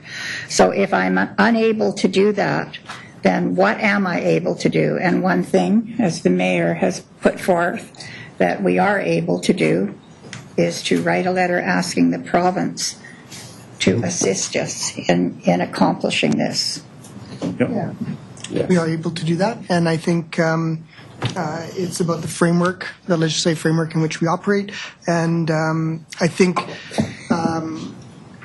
staff have heard the message from around the table, and I think writing the letter to the province, as I said, concerning a review of the legislation pertaining to the matter at hand, allows them to take that in appropriate directions based upon existing laws, other frameworks, and okay. Well, I would be prepared to do that, and also to ask our solicitor to check into Councillor Marsden's excellent suggestion, if there's some way around an undesirable business that could be brought in. And if it's okay with my seconder, then we can move on. You'll withdraw, thank you. Okay. And if I could just confirm, is there any other objections to the withdrawal of that motion? It's now by the table. No objections, so we will withdraw the original motion, and we will record the direction. Because I'm withdrawing it because I can't attain it, because legally I cannot do it. So we have to do the next best thing. And I want everyone to be very clear on that. Thank you. That's the last item. Thank you. Adjourned. That's the last item. Adjourned, moved by Councillor Marsden, second by Councillor O'Neill. All in favor? About 10 minutes? Sure.